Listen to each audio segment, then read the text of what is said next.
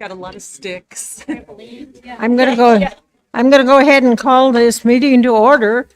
It is a special joint meeting with the school board, and on Tuesday, March 9th, and the time is 6:02. Madam Clerk, will you call the roll? Thank you, Madam Mayor. Thank you, Madam Mayor. Mike Bowles. Present. Stephanie Nowers. Here. Dee McKee. Yep. Maxwell Sumner. Present. Bill Gamble may be calling in if he's able, or we aren't sure until that happens. Dimitri Fonov. Here. And I am expecting Ron Bernier. That's for your assembly. And Present on the phone. thank you, Ron. I can scoot down. Are You're you on your welcome. way to the meeting, Hello, or are you going to be everyone. telephonic the entire time? I am telephonic Thank you, sir. tonight. Alrighty, thank you. And then, Madam Mayor, for the school board, we have Thomas Berge, Present. Kendall Cruz, Present. Catherine McCollum, Present. Andrew Shane. I'm expecting that he'll be telephonic, Madam Mayor. Okay, Brooks thank Pitcher is excused. Ole Larson Here. and Lori Coley. Here. Madam Mayor, you do have a quorum of both bodies. Thank you. The next item on our agenda is the approval of the agenda. Does anyone have any suggested changes or questions? Okay, seeing none, then the agenda is approved. If you'll all rise, please, and what is your official title? President. Okay, President Kathy Cullen will lead us in the pledge. The flag is over here. Okay? I pledge allegiance to the flag Pledge allegiance to the flag of of the United States and of to the America republic for and which to it the stands, republic for which one it stands, nation, under one God, nation, indivisible, under God, with liberty indivisible, and justice with for liberty all. and justice for all.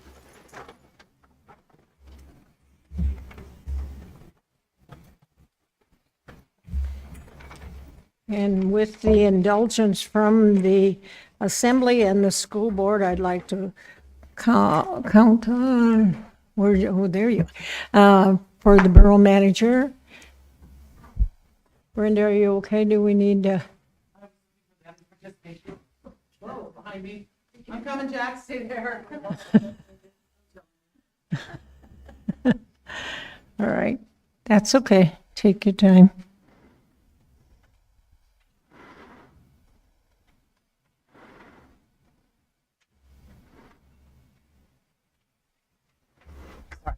Okay, go ahead, Mike. Thank you, Madam Mayor. I'll be brief. Mike Brown, Borough Manager. Just wanted to share some information quickly. The mayor and I met earlier today. The borough has declared a disaster for the December 5th through 9th, 2025 high winds. The borough experienced wind gusts of at least 89 miles an hour and winds gusted in excess of 50 miles an hour from Friday, December 5th through Tuesday, December 9th. That is crazy. And so we wanted to include that in the declaration so people understand the scope of the impact. There were many reports of hurricane force wind gusts damaging homes, vehicles, and other property. As a result, widespread damage to borough and state infrastructure, public utilities, homes, and businesses exceed the timely and effective response capability of local resources. The request is for state financial disaster assistance under the public and individual assistance programs to the borough and its residents and businesses in its response and recovery from this event. I want to sincerely thank a few folks that were out in the field this weekend because it is remarkable what people will go out and submit themselves to on behalf of others. So the linemen repairing power lines with MEA, and I understand they had contractors and potentially one other utility in support. Our first responders, law enforcement, fire rescue, and EMS, responding to a number, I'll say it was a few hundred at least, maybe 500 service calls or calls for service. Our local and state road crews, obviously you still see trees in the right of way, but they're not over the roads. That's due to their efforts. And the American Red Cross, City of Wasilla, and Matsu College for sheltering. American Red Cross is an amazing partner, and we appreciate all that they're doing there. And I hope I did not leave anyone out in that. But the folks that were out there running the roads, doing what they needed to do this weekend, speaks very well for our community. And we really do want to say thank you for that. And I also just want to share, I think that Yeah. You know, there's a lot of narrative around division in this country. Knock on the door. I might even come out here. He's not muted. It's Ron Bernier. Oh, Mr. Bernier, would you mute your phone, please? Oh, maybe Andrew. Oh, maybe it's Mr. Shane. Oh, sorry about that. We had to do a little voice recognition on the fly. And so with that, I would just want to say that I have heard a lot of reports about neighbors helping neighbors and have witnessed that in my own subdivision and community. And so despite the narrative that we hear in the media a lot, and this idea of division, when the chips are down, folks chip in and help each other out. And I've seen that, heard about that across the borough in different ways where people were lending a hand to others. And I just want to just acknowledge that. Like it's pretty cool to see that when it's tough. And Mayor and I were talking, it was a pretty battering weekend for many people. And so it was rough on a large scale. So just appreciate all the folks that were out there doing what they do to support our community. And thanks for the time, Mayor, to make that announcement. Okay, thank you. Okay, the next item is audience participation. We do have a sign-up sheet, but let me state that Andrew Shane has signed on to the meeting at 6:06 PM. So let the record show that. And Scott, you're the first person, if you'd like to come and address the Assembly and School Board. Yeah, turn the mic on, sir. Thanks, Katie. I'm in Scott Limblin. I'm on statewide independent living council and DDD council. I am on university human development, self-advocacy for people with disability, have a hard time special ed education. I go back to 1980, 70. They have a hard time taking English course and taking math course.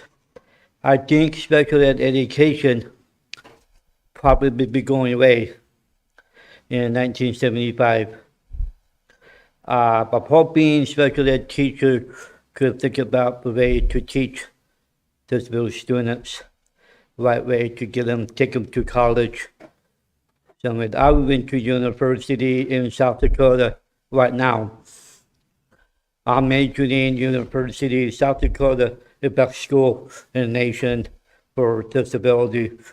So Alaska University don't have a resource about how can students with disability go to take a class without tutors or this. So I'm working on with university to get a tutor to help with special ed students from high school to college and see if they could able to pass English Comp 1, English Comp 2. I got straight A for me back then, so I do not know how board director, special ed education, do something in our community, Master College. I'm working on with Governor Mike, don't care about special ed education. I'm working in other states, such as Alaska, because Colorado ranked #1 in the nation. So beware what's going on. I'm traveling, I'm leaving. I'm going to Washington, D.C., and I'm going to Juneau in February. I will do something about this, help students to get further education. So those are my answers. Thank you. Thank you, Scott. Jackie?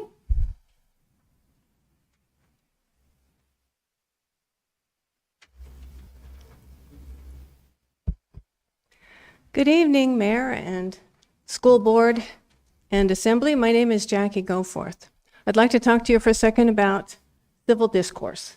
There are a few things that people are contentious right now, and I have a different opinion than others. As you know, I commended the school board for the removal of the land acknowledgement because I felt it was divisive, and so does my spouse. And I also fight the library books because I don't believe that pornography and obscenity needs to be in a public library paid for by tax dollars and given to children, including the one that's coming out this month. School board may not know about it. It's called We Were Monsters. It's by a #1 best-selling author, and it includes explicit sex scenes between two 15-year-olds, which everybody knows that a 15-year-old is a minor and that is pedophilia. Now, in the course of this happening, I am not online, but people send me things.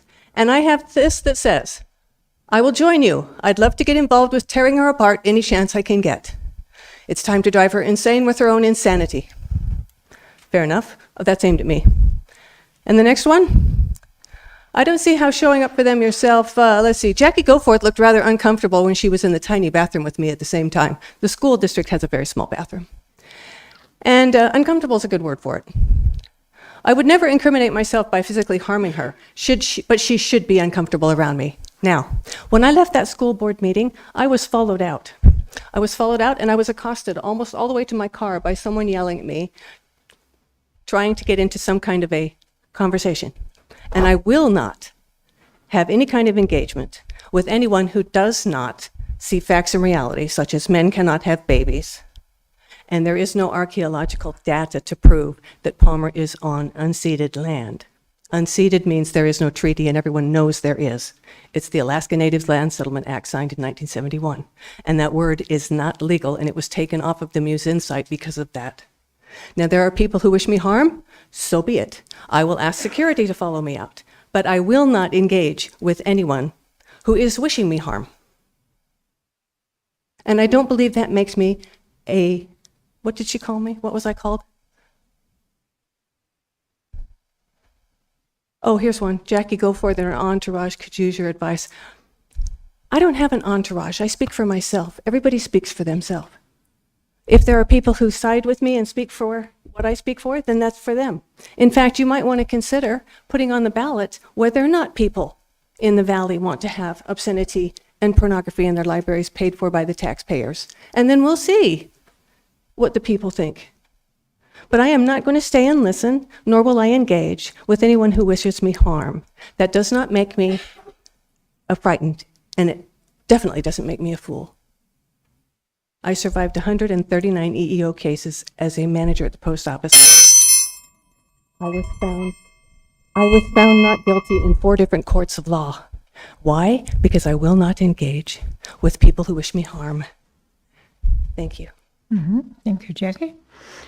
Okay, the next person is Matanuska-Susitna.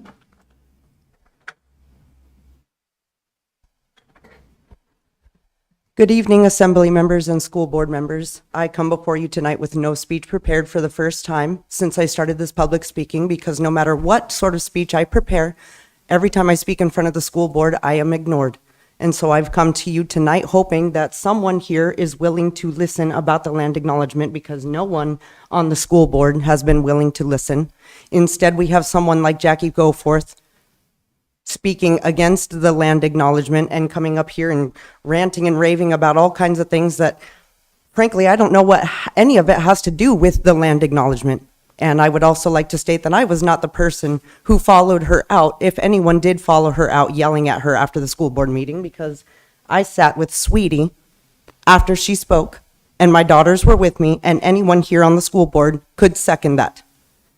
I may not have been on the camera, but I can assure you it was not me. But it was me that talked about being in that small bathroom with Jackie. And I believe she should be uncomfortable around me, because she spoke about Alaska Natives being akin to her Down syndrome child in the first meeting that I ever heard her speak. What kind of person compares an entire race to her own Down syndrome child? What kind of person would try and convince all of you to be for the removal of the land acknowledgement by comparing us to her Down syndrome child? And why would any of you be willing to listen to that? Why aren't any of you willing to listen to us? Why aren't any of you willing to listen to Alaska Natives and how we have been treated unfairly, basically ever since Western colonization showed up here? Ole Larson stated in the November 5th meeting, where I was the only person in attendance besides a child, that he wants social studies and history classes to be taught from a factual standpoint. And I still would like to know, whose facts do you want to be taught? Yours or ours? Point of order, Yeah. please. Yeah, we are here at the assembly, and as you said, this is the first time that you've testified. We ask people to be respectful. What about you? What about you laughing at Sweetie's posts on social media constantly? You, our mayor of the entire Matsu borough. What kind of mayor Point of order, takes please. part Point of in order. laughing at Point of Alaskan order, Native please. discriminative matters? Ma'am. I think I am asking a valid question. What kind of mayor laughs Point at of order. social Ma'am. media Ma'am, be respectful. State your Like you? position. like you? And Why do we need to Where be should I- respectful when you lot are not? Why? Mayor, I call point of order on this testimony, please. your time is up, ma'am. So is yours. Thank you. Okay, the next person that signed up is Agnes Beans. And be respectful. Joel. My name is Gusak Joel. My name is Gusak Joel, Agnes Beans. I stand here representing myself as a indigenous woman of Alaska, and I just want to say thank you to the Dena'ina people for allowing us to gather here today. So I just wanted to come here before the modern day Sadducees of today, and I just want to remind you that we are still here. The land acknowledgement removal in the schools was not divisive. Why? Because when I first read the land acknowledgement removal, I was sitting in front of a bunch of people in the Matsu district regarding our children, our drug endangered children. And I read a land acknowledgement. I got the title and honor of doing that. And it brought healing to my intergenerational DNA, which I carried for generations. Both lineages. I'm part Russian and I'm also English. Colonizer lineage. So yeah, I am just as much as you as I am Alaska Native. And I stand here upset, discouraged in everything I've personally communicated with you, and the warnings of the direction this is going, excluding the First Nations of Alaska. We remember who we are, and that's why we are here. We will not be erased. You guys cannot erase us, and you cannot silence us. You can go ahead and order the court, but you cannot silence us. Not anymore. It's been since the late 1700s my people have been oppressed through Russia first. And then the US took over the genocide. My dad's a boarding school survivor, and I only learned of that after he died. And if it doesn't boil within your bones, the things you're doing of discrimination, trying to push the people, the shadow people of Alaska to the back, we're still here. And you definitely did create something divisive within the community because you removed those land acknowledgements. That's all we want is acknowledgements. Nothing else. Nothing else that have we wanted. We've been putting up with your bullying mentalities for how many decades? Intergenerational trauma is real. Look it up. It was in my DNA. I came off of a droopy tent in the heart of Anchorage. Intergenerationally traumatized effects. This is the first time I've ever felt comfortable in my own skin because I'm accepting of who I am as an Indigenous woman on the First Nations. We'll be here again.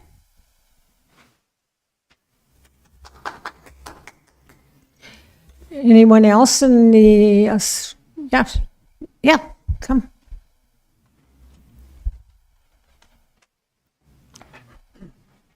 Apologize, I forgot to sign up. Usually don't do this. Good evening, Assembly members, school board members, Madam Mayor, Mr. Manager. My name is Jason Ortiz. I'm speaking out today in my personal capacity as a concerned parent. I'm a father of 5, all of whom have attended Matsu schools. 2 are grown and 3 are still in the district. Last week, I had a deeply disappointing experience with Palmer High Principal Matt Clark and Associate Superintendent Reese Everett. I believe both have exercised poor judgment by failing to resolve a straightforward issue that impacts my son and other students. My son attended Palmer High from 9th through 11th grade. At the end of 11th grade, we moved into Matsu Central for personal reasons. And before making that change, we met with Palmer High School counselor, Mr. T, who is awesome, by the way, and we confirmed 3 things.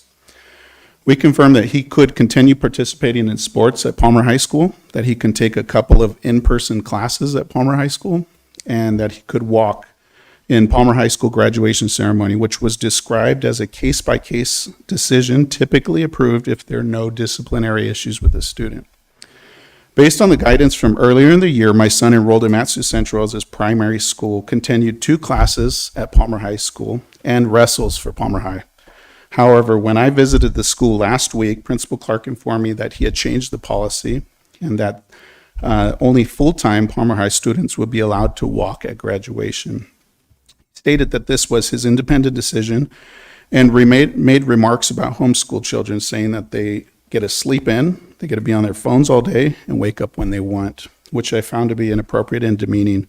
He clarified that he didn't mean that. However, I reminded him that he just vocalized that and was not okay, especially in a school district of choice. I escalated the matter to Associate Superintendent Reese, who confirmed that principals have full autonomy on this decision, despite an in-person meeting with Mr. Everett to try to convince him of the unreasonableness of this decision. Mr. Everett ultimately upheld the policy and stated that he stands by it. This decision is misguided and reflects poor leadership, in my opinion.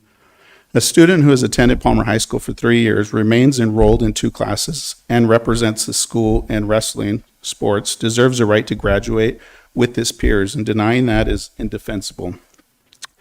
My son will likely choose military or trade school, and that is his right. This graduation may be the last one that he attends, and it should be a moment of pride, not politics.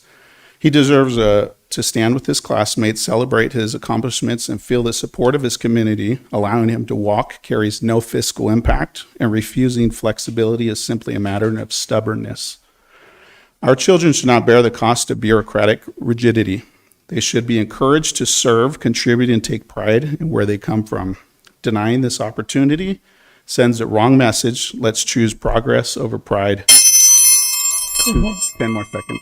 Yeah. I ask that this issue be resolved not only for my child, but other families who have been unfairly affected by this policy. Mr. Lewis Jones, who was unable to attend this evening, is also a father whose child has been impacted by this and has given me permission to mention his name. Thank you.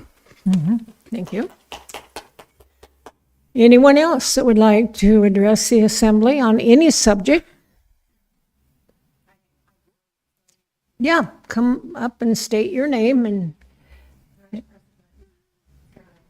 Okay, my name is Jessica Clayton.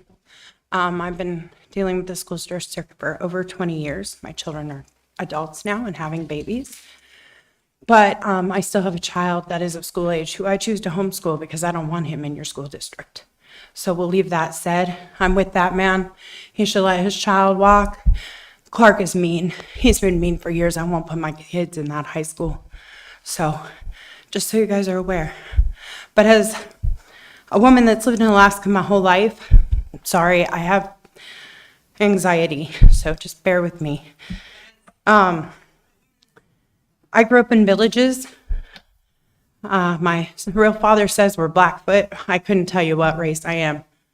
All they want is some acknowledgement that they were here first. That's all they want. It's not that hard.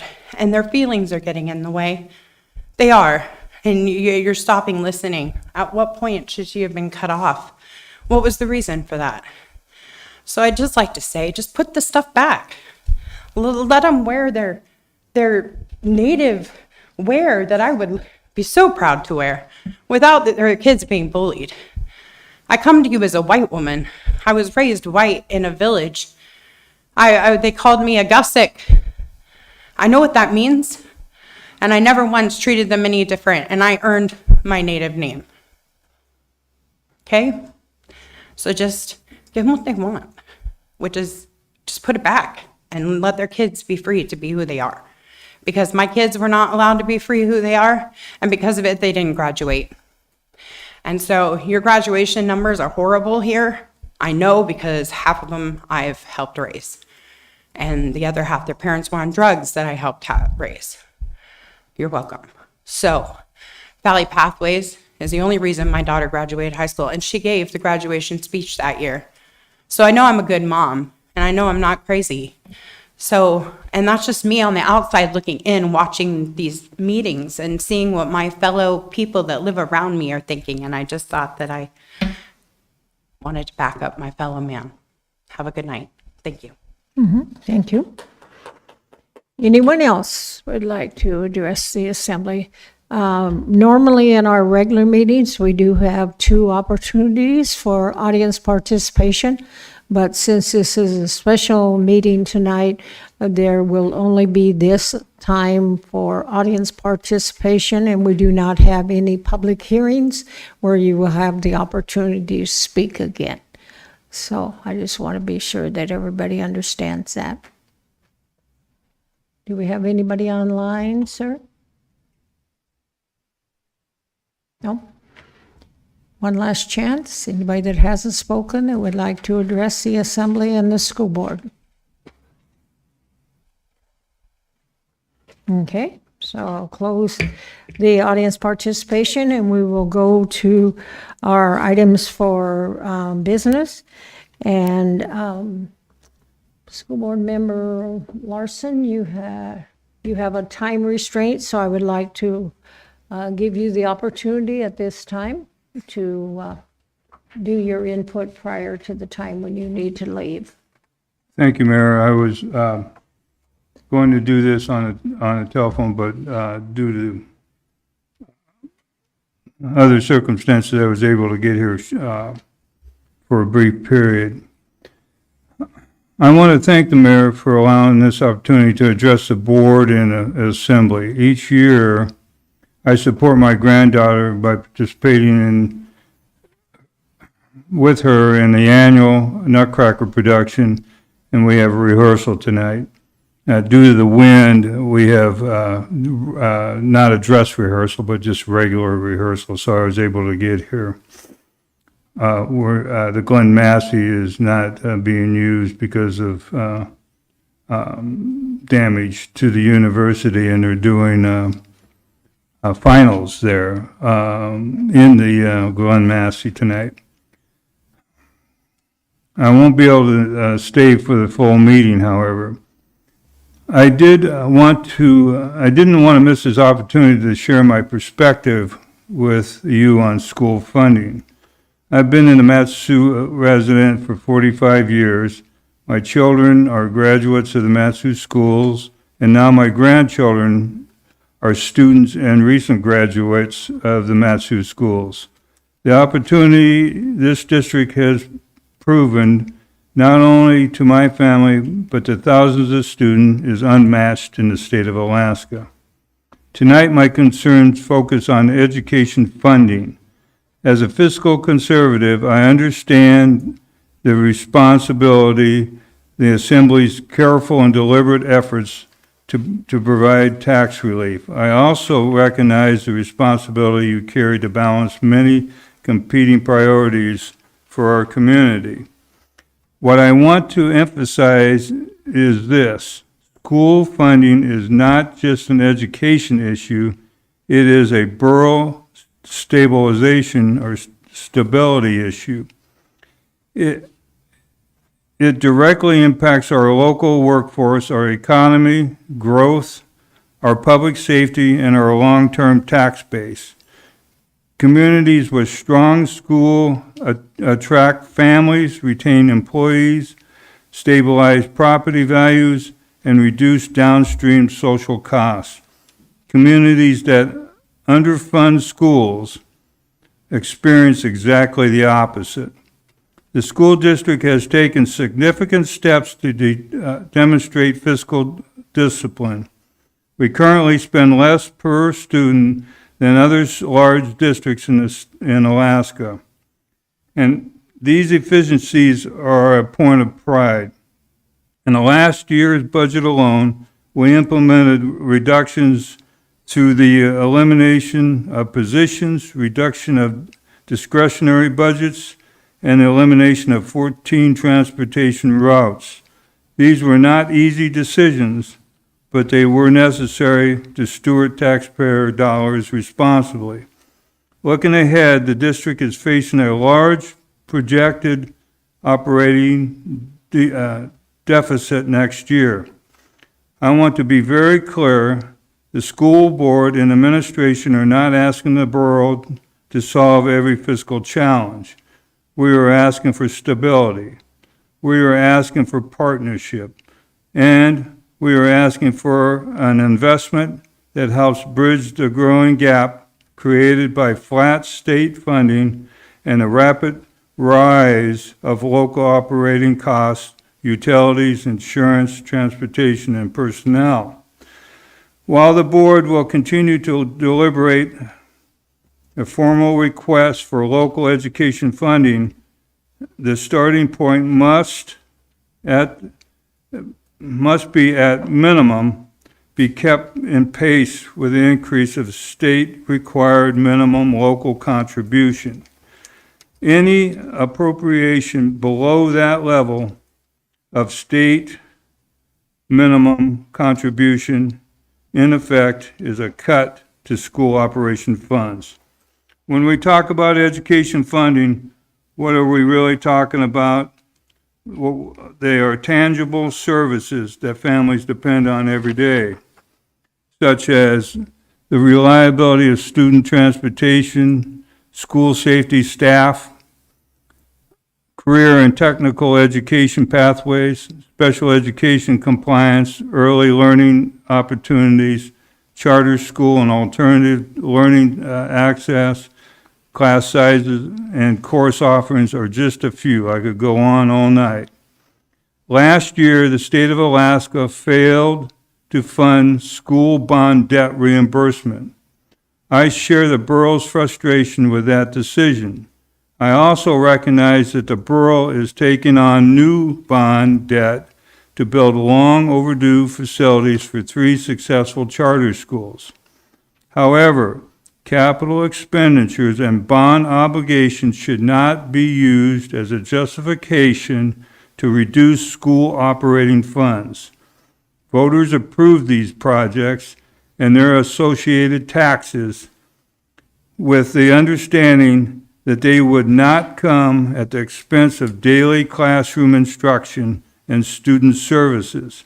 To reduce school operating funds to offset these obligations of school bonds is not what the voters authorized and would be detrimental to our school system.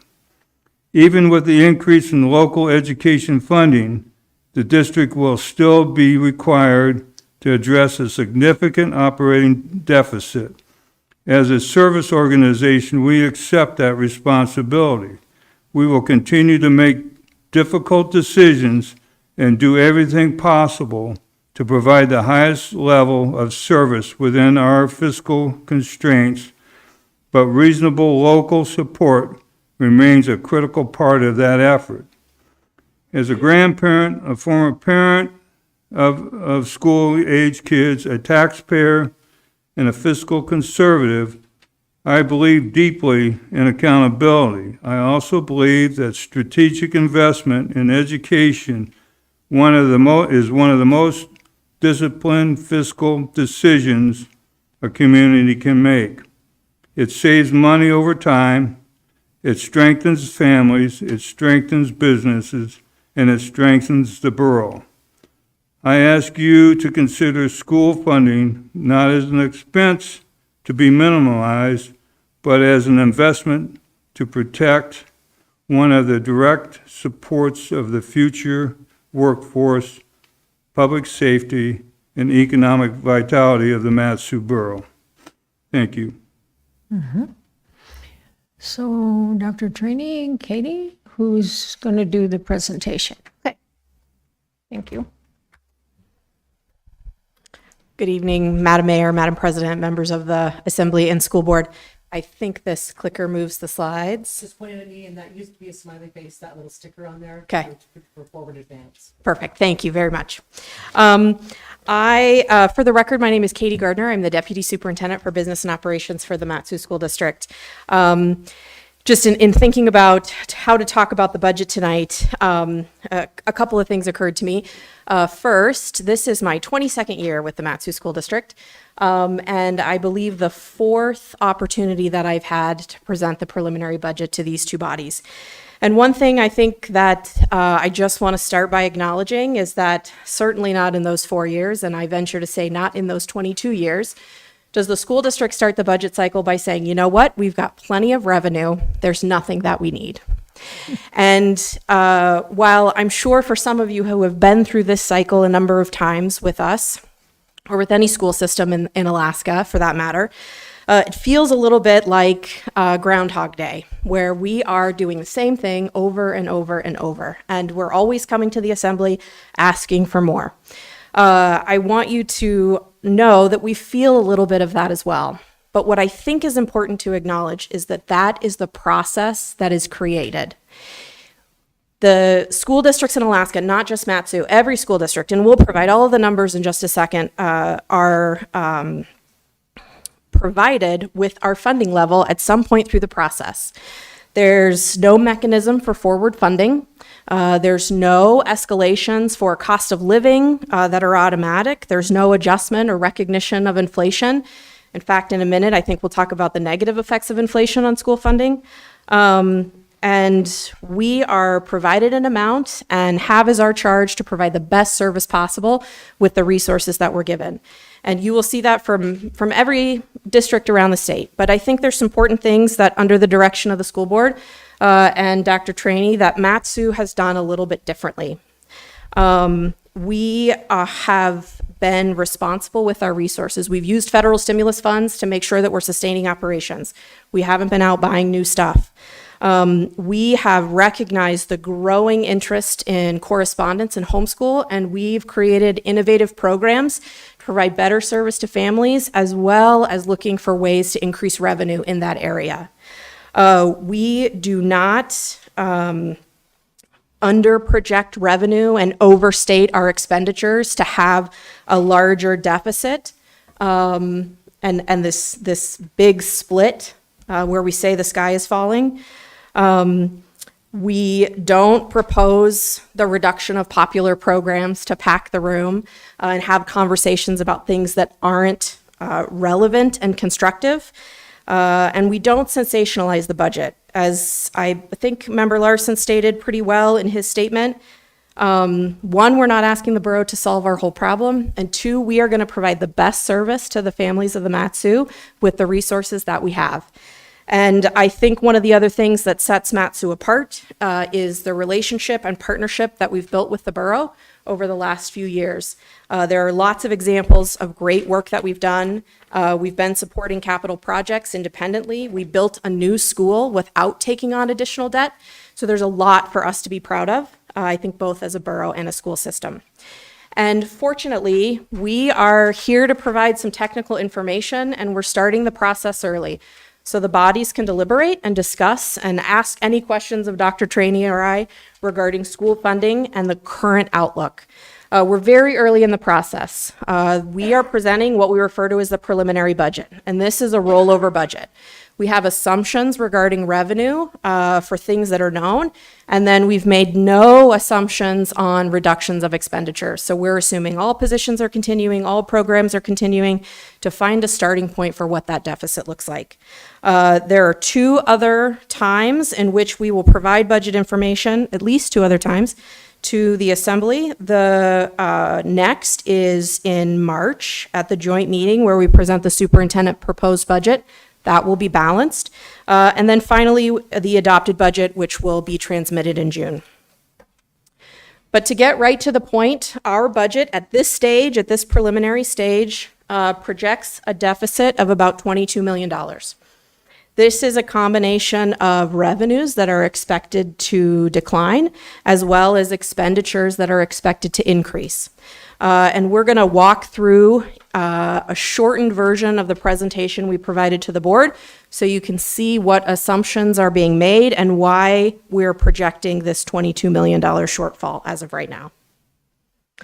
And I want to start with a look at expenditures. So what you can see is a comparison of our major expenditure categories for 2006 to 2007. We break down salaries and benefits, charter schools, and then several areas of non-personnel spending. And what you'll notice is the largest area of increase is related to salaries and benefits. We have collective bargaining agreements that go into 2027 for 2 of our bargaining units, but for our 2 largest bargaining units, the Matsu Education Association, Classified Employees Association, that negotiations is going on right now, so we are not assuming any salary schedule increases for that group. The essentially $10 million increase is made up of steps, employees who are eligible for steps, as well as health insurance increases for all of those who are eligible. And when we look at expenditures, while we're seeing this increase, we also recognize, as we compare ourselves to what we refer to as the Big Five, the largest 5 urban school districts in Alaska, our budgets are the smallest on a per pupil basis. Of course, there's a lot of variance in enrollment of these 5 districts, and we do our comparison primarily per student. This is a point of pride for us. We are happy to be the leanest. We are happy to be operating efficiently and to be focusing on student success and achievement above all else. As we look at those personnel expenditures, you can see here that a majority of that spending is in salaries. The largest line is for certificated salaries. This includes salaries for teachers, counselors, nurses, any employee within our system who has a certificate. Non-certificated salaries makes up the second largest area. I will point out that there are several years where health insurance has been that second largest cost driver, and now it is close, but in third place. Following that are other mandatory employee benefits like retirement systems that we have as part of the budget. One other area that we hope to be able to continue to advocate for support from the state of Alaska is in transportation spending.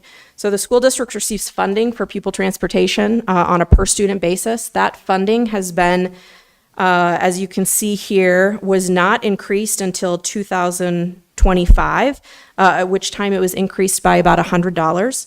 And it was flat for last year, and we, at this point in time, do not have any indication that there is any bills planned to increase pupil transportation funding. But what this means is that over time, as contracts have gone up, inflation has affected these contracts, we are not receiving enough revenue to support the operation. We have made reductions this year to pupil transportation.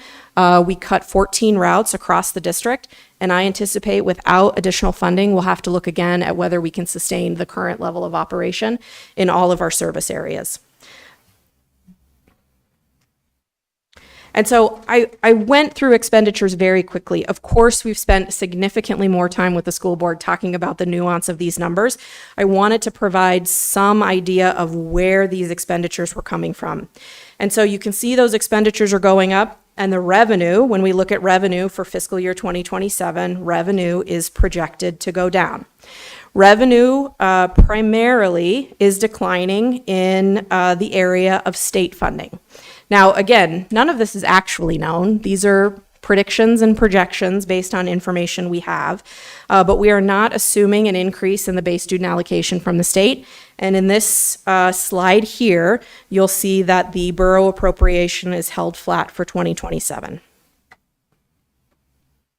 The other thing that you'll notice here is that we do not have a projected use of fund balance for fiscal year 2027. The school district relied on fund balance in 2025 very heavily. And as a result, you can see that the fund balance has gone down pretty significantly. And we are not recommending at this point in time that we continue to use fund balance to sustain operations. We are not wanting to use that one-time revenue for ongoing expenditures at this point in time.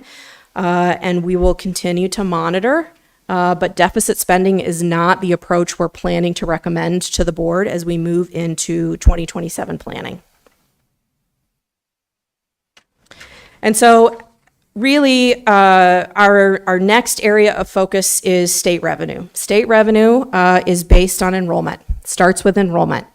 And where those students are enrolled and the programs that they select are particularly important as we look at state revenue. And what you can see is that our enrollment for 2025 and 2026 has been declining. And so we use a 2-year cohort survival method to predict our enrollment. In November, we actually have 3 deadlines that the school district manages related to our fiscal health. And one is for the prior year, one is for the current year, and one is for the next year. So in about a 2-week span in November, we're living in 3 different fiscal years. One of those deadlines is for the coming year's projected enrollment. And because of this history of decline, we are projecting a reduction in enrollment. That reduction in enrollment is partially the reason why we project that decrease in state funding on the revenue graph. The other is the result of an increase in what is referred to as the required local contribution that I'll get to in a minute. So as we look at the reduction in enrollment and we figure that enrollment into the state foundation formula, which is summarized here, and I'm happy to answer any questions. I think if we go through it all, it'll take me another 20 minutes. So I don't plan to unless there's questions. But basically, when we take that enrollment number, the belly buttons number, basically, and we take all of the factors of the formula and we bring them through to completion, we have an adjusted average daily membership of 35,224 students. That number is multiplied by the current base student allocation, and that is what provides a number called total basic need. However, basic need is not the funding level that the school district receives from the state of Alaska. Total basic need is reduced by a number called the required local contribution, and that's what gives us our state entitlement. In Alaska, for organized boroughs, there's a minimum funding level and a maximum funding level. So there's a minimum amount of money that the borough's required to provide in support of education and a maximum. And what the state of Alaska says is, since the borough's required to provide that minimum, we're not going to. So every year that minimum required local contribution goes up, the amount of money that we receive from the state goes down. And the hope is that as the borough increases their contribution by at least that much, the district is at least holding flat on revenue. So if I jump back a little bit and I look at the enrollment number, you can see that the revenue number. The revenue for state funding is projected to go down by about $6 million. About half of that is because of the reduction in enrollment, and about half of that is because of the increase in the required local contribution for fiscal year 2027. Which segues into local funding.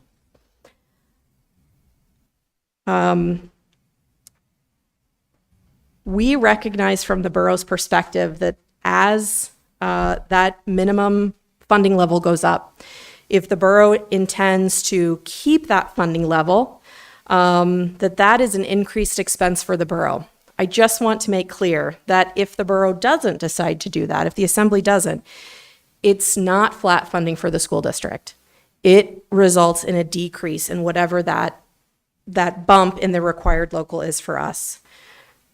We have had a history of relatively modest increases in the required local contribution until about 2022, when that number started going up pretty dramatically. Now, that number is based on the total assessed values within the borough. It's not total taxes, it's not total revenue, it's not even total values excluding exemptions. It's the total assessed value. So we recognize there's differences, but those are, again, that is the process that the state has set up. So as those assessed values go up, that minimum required local amount goes up.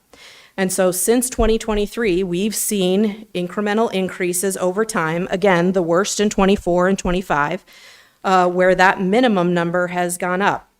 And if we look at flat funding for the school district, you'll see a delta of where the minimum required local since 2023 has gone up by 16.7 million, and the total increase in the borough appropriation has only gone up by 7. So while the board and assembly have a lot of conversations still to come, the board has deliberations over the specific request that they'll be making of the assembly. We want to point out that our recommendation for the administration as a starting point is to make sure that we're keeping up with that increase in the required local contribution. If that happens, that would increase the borough's appropriation from just over 78 million to a little over 81 million.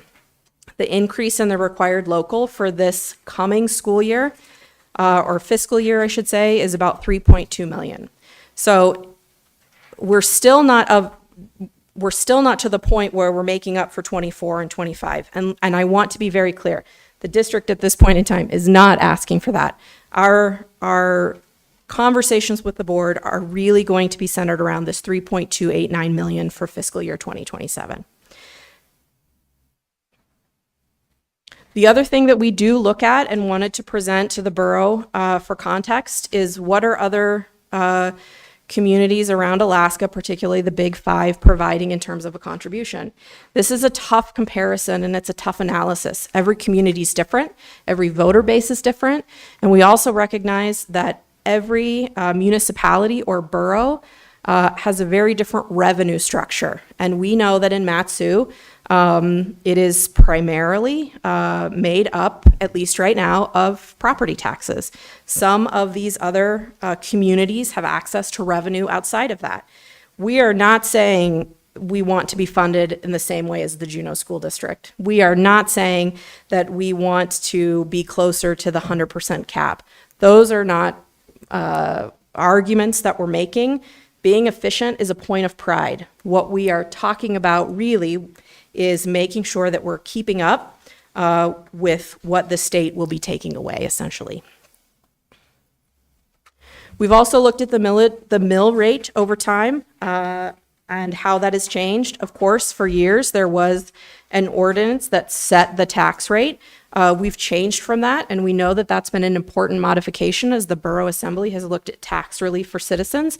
We understand the board has wanted and to be a partner in that, which is, I think, particularly why in 24 and 25 we saw those requests for local funding that weren't looking at increases in $5 and $6 million to support local education. So we understand, respect that, and know that that means that additional dialogue is needed in our future. And so again, just to look at everything in total, while right now, if we look at our deficit, it's about 22.5 million. If the additional local funding at that increase in the minimum required local comes through, we would still be looking at a $19.2 million deficit, at least at these early stages. There's a lot that the board is looking at related to new revenue, related to modified expenditures. And so we are not at the finish line, we are at the starting line. But I think what I wanted to make sure that we conveyed is that even with that increase from 78 to 81 million in terms of the required local, the board still has a lot of work to do on the budget. There is still a significant deficit that has to be addressed. And we will continue to work through those difficult decisions in the months to come.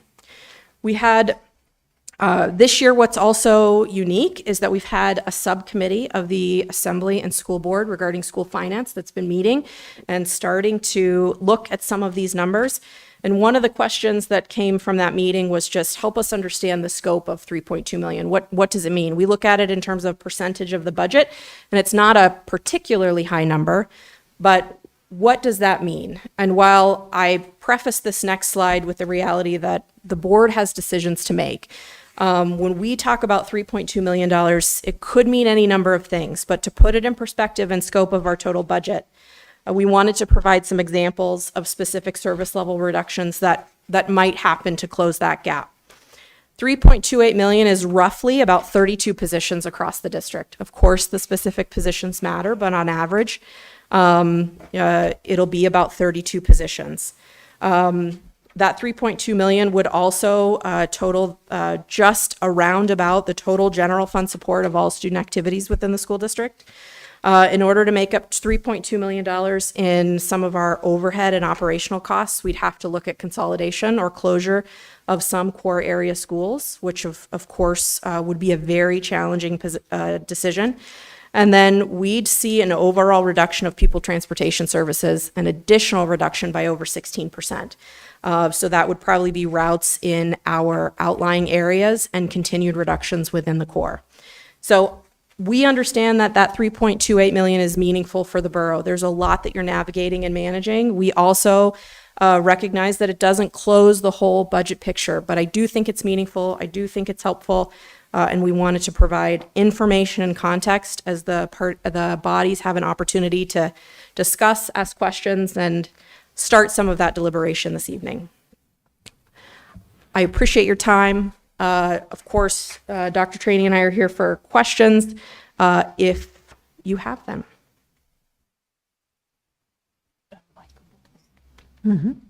Assemblyperson Bowles, go ahead.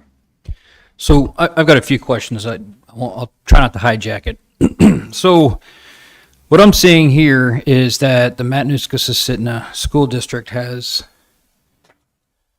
lowering numbers of enrollees in public schools and increasing numbers in areas of school choice.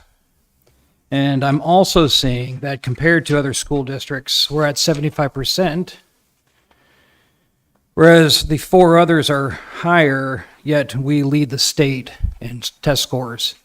So in my mind, it sounds like focusing on school choice is probably a very good thing.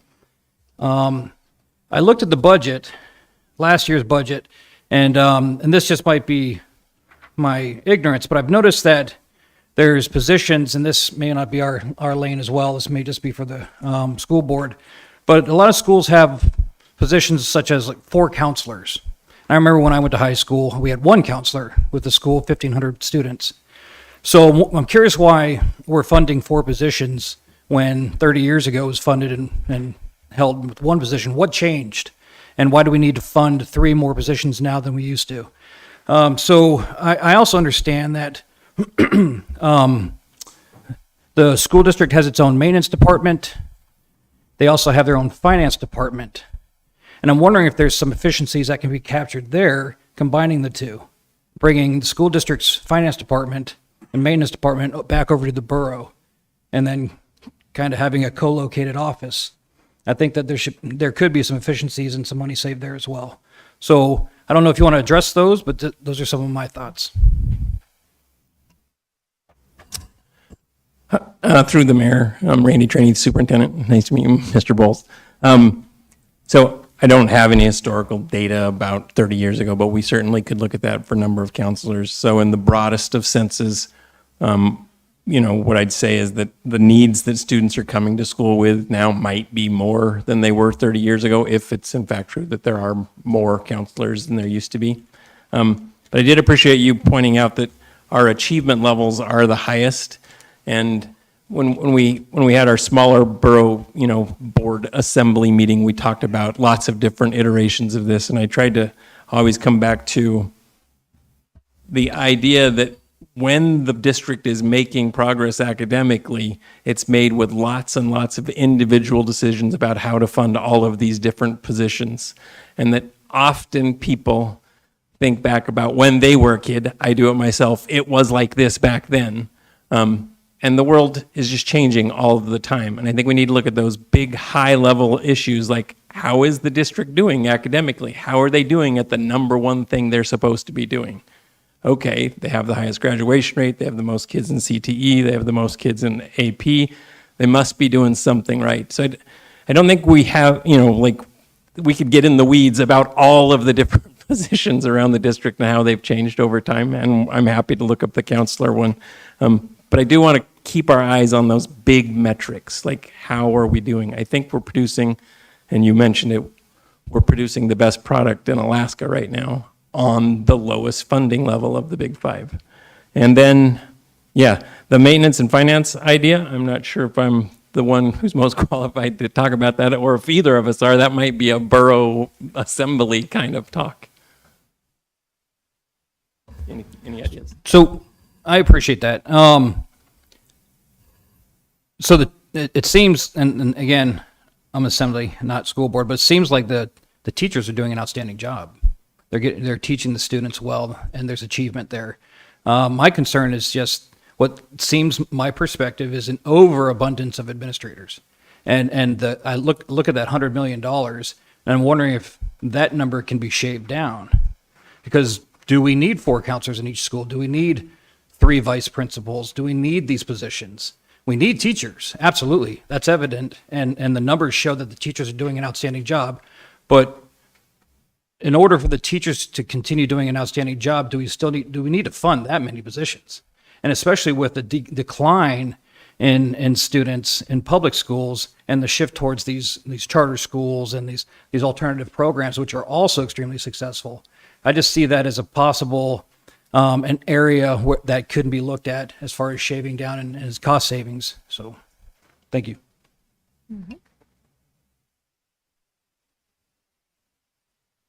Person Mowers, go ahead. Thank you, and thank you, Ms. Gardner, for the presentation. I had a question on the page 4. You mentioned the increase in salary and benefits is going up 10 million, and you said it was a combination of healthcare and step or salary increases. Do you just kind of roughly know of that 10 million?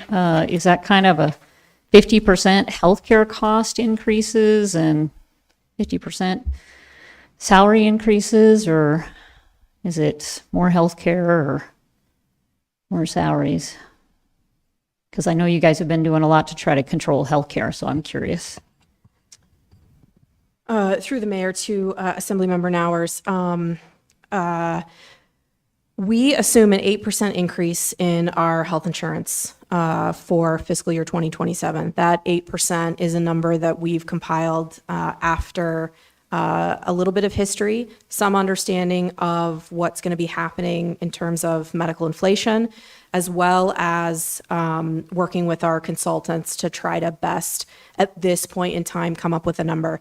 So that 8% is then applied to the plans and the collective bargaining agreements that we have. I do not think that it equates to half of that number. I can probably do some quick math to try to get that for you.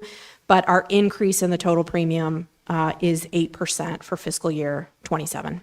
Okay, I'd still be interested in, when you have time to do the math, if it's 40% of your, budget, are we talking about 4 million extra, 5 million extra? And I understand you're just doing a projection, guessing 8% increase, and we'll hope that it's less, but healthcare has a tendency to over exceed its and expectation. Hope's not always an effective strategy. What I can tell you is that the salaries are going up between 1% and 3%, depending on the bargaining unit and the size of the steps. And so because certificated salaries, non-certificated salaries grouped together are 140 million compared to the 40 million for health insurance, I will run those numbers so that you have them, but a majority of that increase is going to be on the salary end of things. Okay. And I do have a couple other questions, but I don't want to, if there's others that have questions, I can continue, or? I have wait. a healthcare related question Yeah. while we're talking about it. I mean, given the landscape of increasing healthcare costs, there's been other large organizations that have met with some success with high deductible plans, and then the organization funding the HSAs. And then also when there are employees that have multiple redundant healthcare coverage, organizations can pay their employees not to take the healthcare. Are either of those options been explored by the school board or the administration, or are they? I mean, I'm sure there's some investigation that would have to go into that and some bargaining with the unions. So through the mayor to Assemblymember Sumner, the school district does offer a high deductible health plan with an HSA.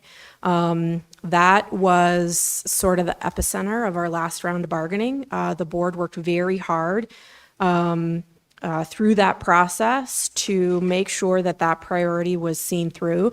And so our last round of bargaining, teachers and classified employees were transition from the Public Education Health Trust, which didn't have those robust offerings, to right now they're covered with Premera. And Premera has been a good partner for us, but really we wanted to make sure that we were able to implement a high deductible health plan with a health savings account and access to data so that we could monitor the performance in that plan. Additionally, this last round of open enrollment, we had over 240, I think the number is about 246 employees who elected to move away from the more legacy PPO plan and opt for that high deductible plan. So, and I also can say that our experience in that high deductible plan has been good.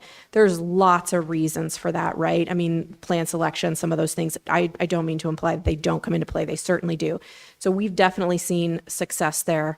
And we have evaluated and are continuing to evaluate other plan design changes that might be effective. We don't currently have a tiered structure. There's some interest in looking at that.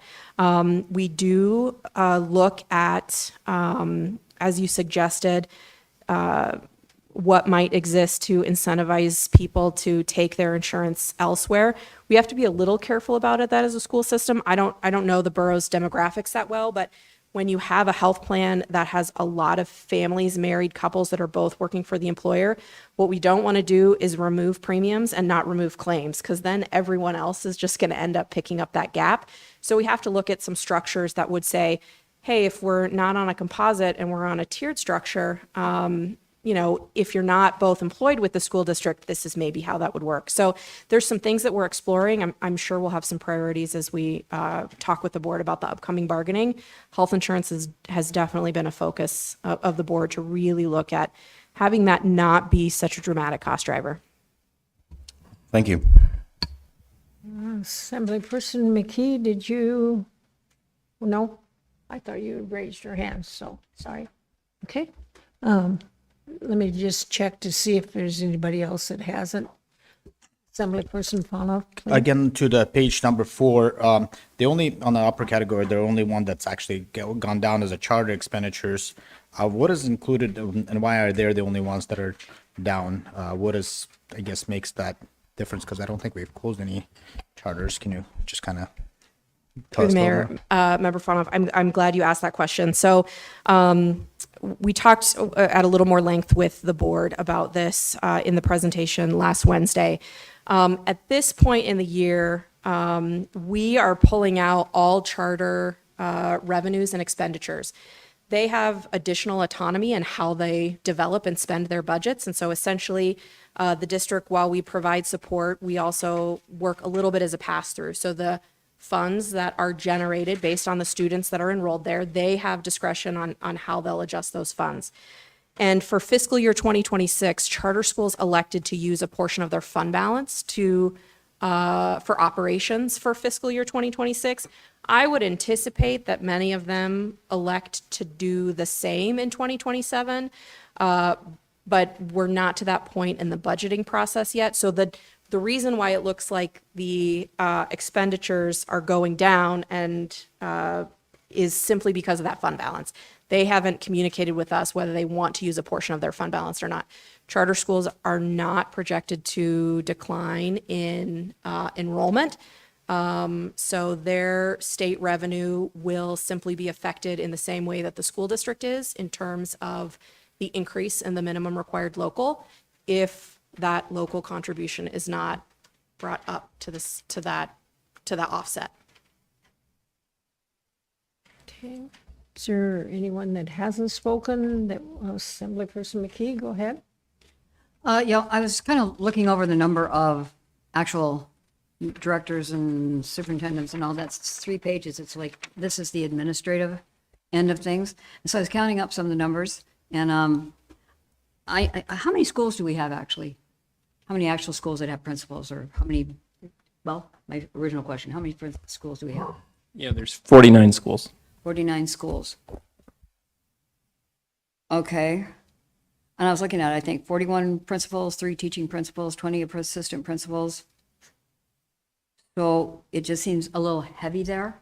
I know we don't set up the number of jobs, but we were talking, when we were talking with the funding meeting the other day about the success coaches, and my comment then and is now, if our scores are going like that, and 4 years ago we started adding success coaches, I would have expected it to go like this, and then when those 14 success coaches, or 9 or ever how many there were, then it should have gone up dramatically, but it didn't.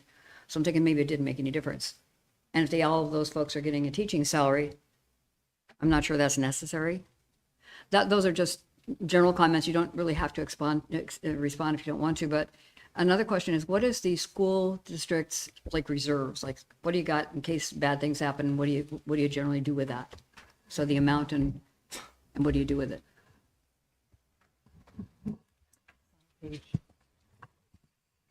Through the mayor to Assemblymember McKee,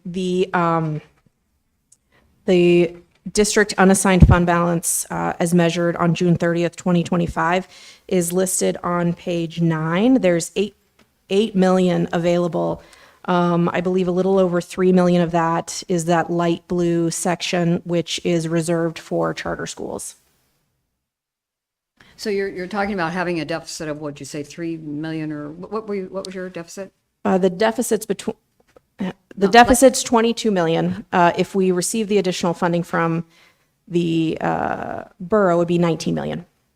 Okay, so if you had flat funding, your deficit would be, because you were talking about, it isn't just, you're just losing that extra money. That extra was in air quotes. But if you had flat funding, what would your deficit be? Through the chair to member McKee, with flat funding in terms of the borough appropriation, the deficit would be 22 million. 22 million. I know it's really hard to cut anywhere, anytime, because things generally go up. How many, you said something about several positions having been cut. How hard has administration, and I always seem to focus on that because having been a teacher, I know where education actually takes place. Any cuts in that 3-page thing I held up with the number of administrative kinds of positions? Ranging from superintendent down to, I don't know, safety and security coordinators, that sort of thing. In other words, are you at bare bones yet? Because if you aren't, for my money, that's where you got to be. Because if the money isn't there, we can't go and print it. I'm not exactly sure which one you're looking at, so I'll do this from the big 30,000 foot view again. Yeah. The district has had metrics for a long time, long before I've been here, about how we fund all of the positions, like the number of principals, the number of counselors, the number of teachers, et cetera. It's for almost every position. The number of janitors that we have per square foot, like we have metrics. Those haven't changed, and when they have over the last 6 years, it's been to go down, not increase. With one exception. We're a district of choice, and everybody in this room is like, that's a good thing. And choice comes with a cost. For instance, we have 7 charter schools. They all do really, really well. There's plenty of capacity in the other public schools, because they're all public schools. There's plenty of capacity in the other public schools for every single one of those students to be in the other brick and mortar schools. And yet, the governing bodies over a long period of years have made the choice to have more choice, and that choice comes with cost, like administrators. And it's not just our charter schools. It's also, we've already talked tonight about correspondence schools. We've embraced that, I think more than any of the other big 5 school districts. That comes with a cost. There's more administrators, because they're different buildings, they're different places that exist. The Hybrid Learning Academy, Burchell, Valley Pathways, all of those individual choice programs come with cost. And so one of our big cost-cutting strategies, if we really would be to eliminate choice, and that's like that, that one example, it would be to close buildings. That reduces choice. But I don't think any of us want to do that because it's producing the achievement that we have right now. One question which is very direct, but I've certainly had to face it in my life. Have you ever taken a pay cut? Have I ever taken a pay cut in my life? Oh, not in your life. I No. mean in your life. Since I've been here? No. Okay. And how about you, Ms. Gardner? Through the chair to Member McKee, I did 1 year, yes. Good for you. I think when, push comes to shove and that there simply isn't any more money in the kitty, you got to kind of do things like that. So I just think you're going to have to go over this whole thing with more of a fine-tooth comb, because if it isn't there, it isn't there. And if you think the taxpayers are going to want to pay more money, I don't think so. I just was on the phone for half an hour today with a gentleman two guys actually, who complained about taxes going up, and they're just, I think they'd be presenting the same kind of argument maybe that I am. You got to cut where it hurts and where it really, but one thing is sacred, the number of teachers in the classroom. You can't teach a class with some of the outrageous, PTRs that there are. So I just don't think that that's a place that you can cut. Anyway, my 2 bits. Thanks. President, go ahead. Okay, I'm going to give my 2 bits then, because the teachers in the classrooms, we all agree, are the most important. They're doing the work in there. But you can't run a school without a principal. We have 49 schools, and we have to have a principal. Some of them actually share principals even actually, and nurses and things like that. We've done some big cutting. Teachers get an automatic pay raise every single year just by the step. So you have to calculate that money in every single year. And if our budget stays the exact same or actually goes down every year, how are we paying those very important teachers without even a new negotiated agreement, without even giving them a % raise? And I know this has been said before, but borough employees get an automatic % raise. Our teachers don't get that. They have to negotiate for it. And we were, I feel, fairly generous at our last negotiation, where we gave a 3% 4 years in a row. So 3%, 3%, you were still teaching then, correct? So those teachers got a 3% raise 4 years in a row, and now we're really hitting a wall here because they still get a raise. Even if we give them 0, they still get a little bit of a raise for their step increase or educational increase. So if our budget stays the same, how do we pay those very important teachers? That's just what I'm saying. We cannot cut and cut and cut and cut from everywhere else and still pay the teachers, which are 80% of our budget, basically. So I think this kind of mantra of we need to cut administration, I agree, we have to do cuts, but we can't cut every principal from every school.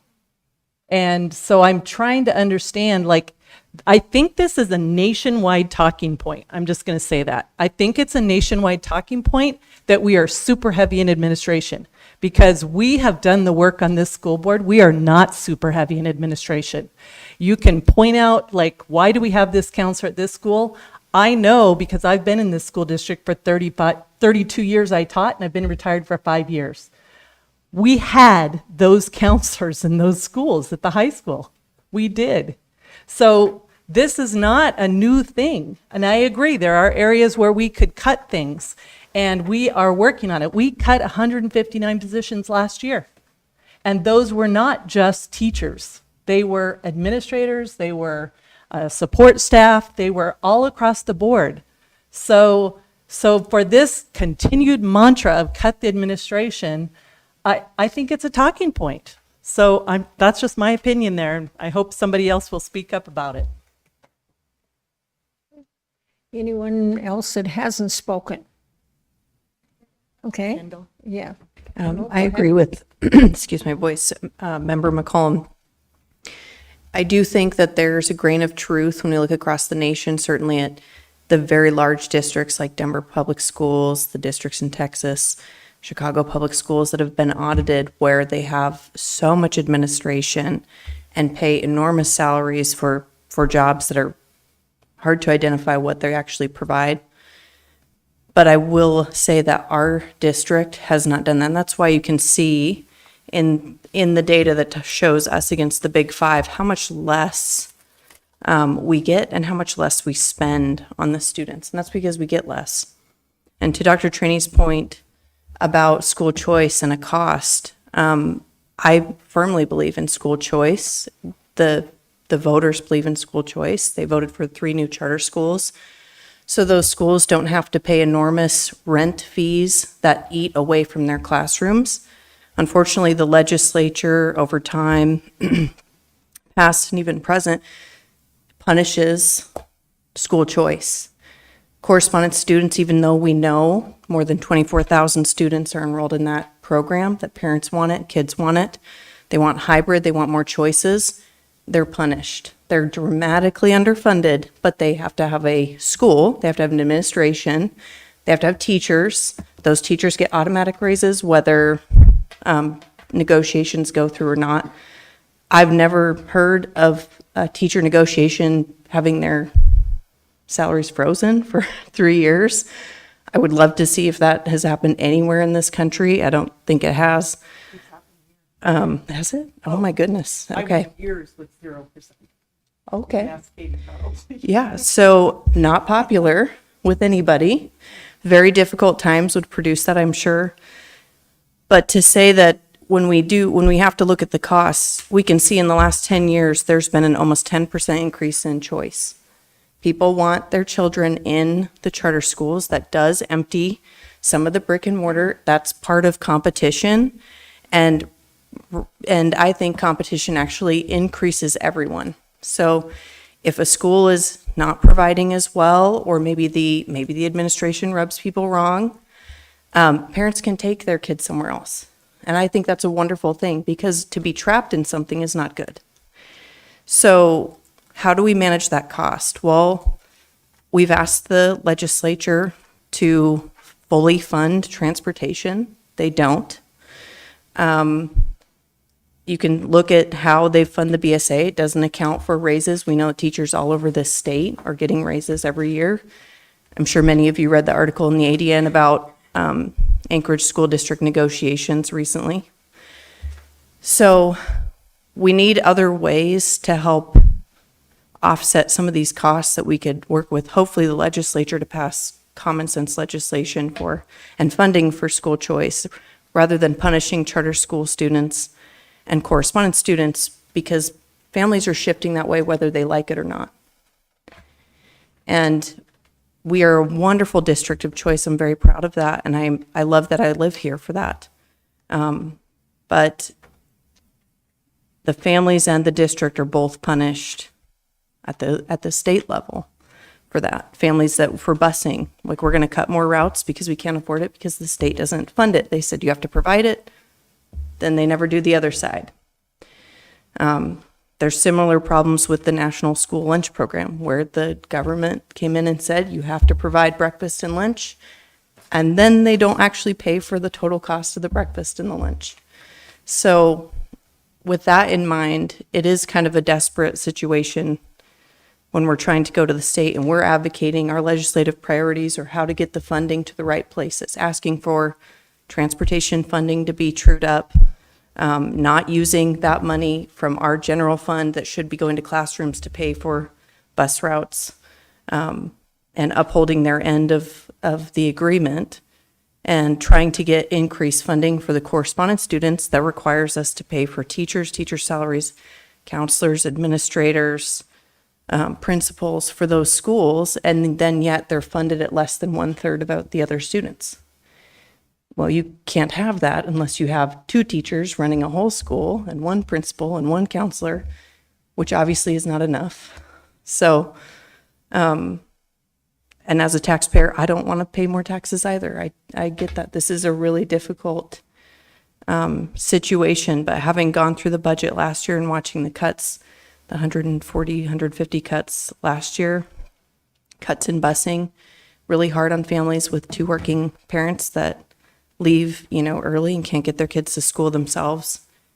We do have to come up with maybe more of a team approach. Maybe we can ask the legislature for the same increases, but I also prefer to have more local control than the state over our schools.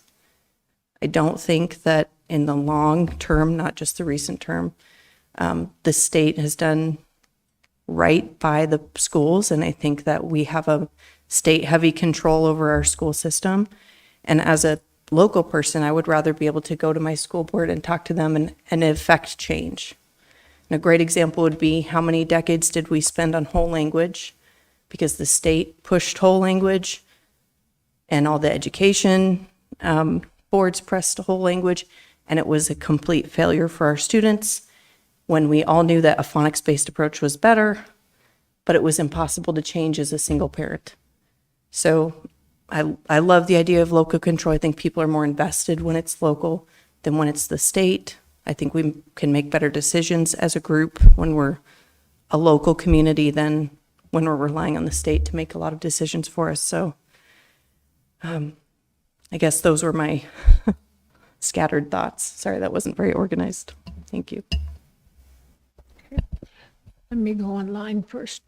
For the two gentlemen that are online, Deputy Mayor, you have any comments? Or Andrew, do you have comments?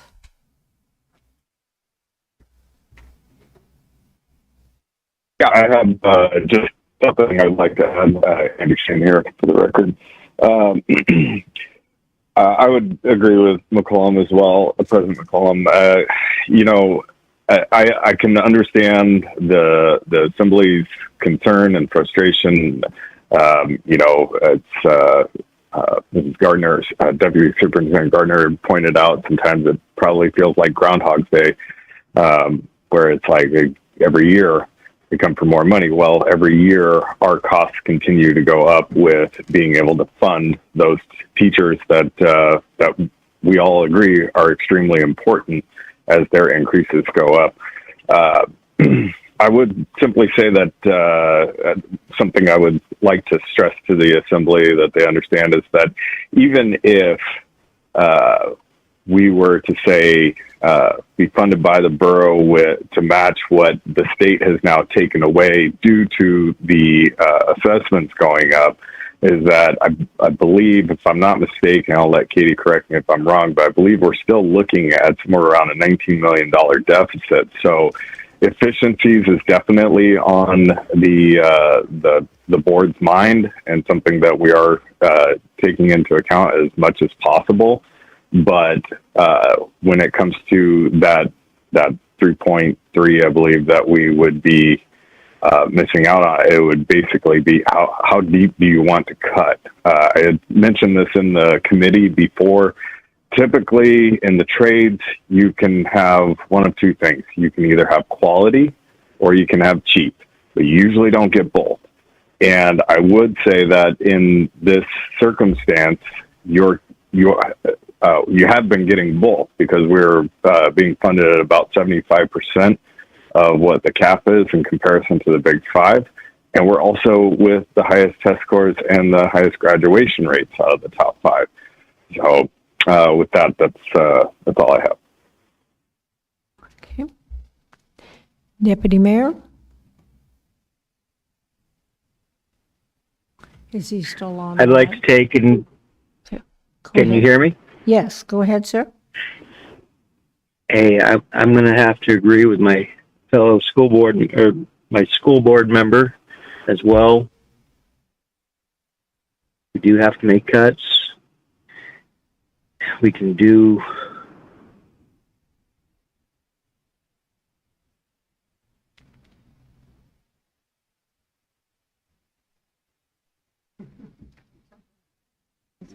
Did we lose you, sir? Did we lose him? Okay. So Deputy Mayor, I guess we lost you. If you call back in, then I'll acknowledge you later. Okay, we have two school board members that haven't spoken. Would either one of you like to speak?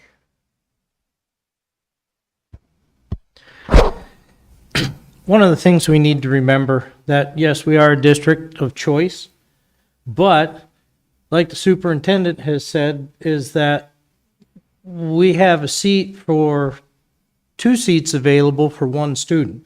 And what that means is those students who go to the school of choice schools have left a brick and mortar seat within the district.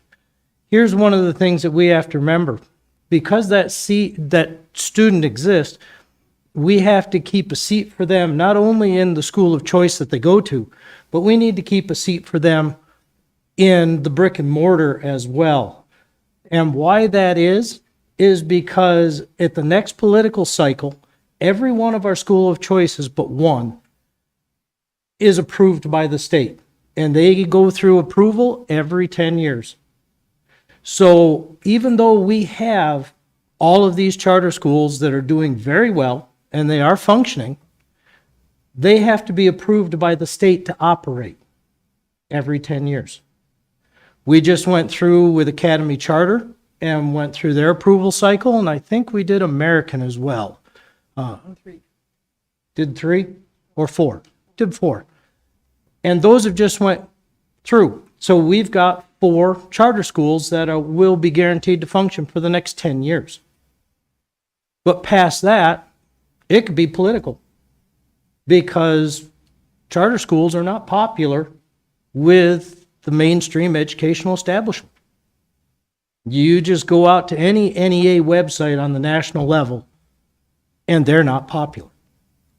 So I understand the desire to mothball schools because we do have some at 60%, 70%, and we can consolidate. But if we consolidate and then we take that empty building and bulldoze it because we don't want to maintain it, and then we have a change in political climate, 10 years from now, we will be building a new building, possibly, if those charter school charters are revoked by the state. So we are truly being punished because of our success. And it puts us in a bad place because we're funding empty seats, which is something we shouldn't be doing. But if the political climate changes, we will have students that we will have to find a space for, potentially. So it's not a simple problem. So I would advise caution when we look at these things, because there could be long-term ramifications down the road for our actions today. So, but it is a problem. We do have to address it because we do have a deficit, and that deficit is very real. So we just need to make sure that we're not doing a short-term fix for a long-term negative. Because whether we take $1 from the taxpayer today or $5 tomorrow, bottom line is we've still taken money from the taxpayer. We need to take the least amount that we can to do our operations, not just for today, but for tomorrow, next year, and next decade. So, and I understand we can't obligate future bodies, but decisions that we make today, we could de facto obligate a future body having to clean up a mess that was created prior to their time. So I just want a lot of forethought going into the decisions that we make to make sure that that there is no better decision that could be made because we made one rashly. Thank you. Mm-hmm. Lori, comments? I agree with my fellow board members that we do have to put a lot of forethought into moving forward. Sure, we can make cuts, but to what end? And what results will we get from those cuts? I think that we just have to, yes, we will run at a deficit, but I think that there is room to find the resources that we need and keep our standards high here in Alaska and in the Mat-Su borough. Okay, Deputy Mayor, are you back online? He's not. Okay, already. Assemblyperson Bowles, you wanted another shot? So, a couple things. So I have to say it's obvious that the school district is doing something right in Alaska. I mean, that's evident. School borough, sorry. Sorry. The district is doing something right in the state of Alaska. I mean, it's leading. So obviously, you're doing something correct. My thought is strictly on numbers. So I hope everybody understands that. So that being said, so maybe it sounds like if we're looking at areas that we can shave, maybe we really need to look at, when I say administration now, I mean the things that are happening that don't affect the student, like the finances, like the contracts for snow removal, for maintenance, for all of these other tertiary things. Can we take that under the borough? Can we combine down contracts into one, maybe two contracts if there's 4, 5, or 6? You mentioned that there's schools at 60%. Are we able to maybe take those, if there's 3 of them, take those 3 schools and make one public school, and then now we have 2 empty buildings that we can turn into charter schools instead of building a new charter school? So down the line, I'm thinking. So that's kind of where my mind is now after listening to everybody and getting a better understanding.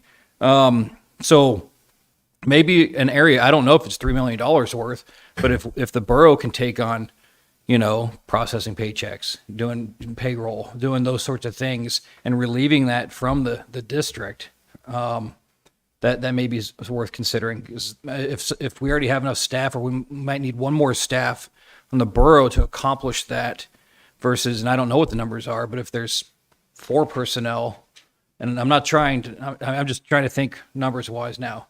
If we can become more efficient and shave those areas down, maybe that's the $3 million. Maybe that's the deficit. So.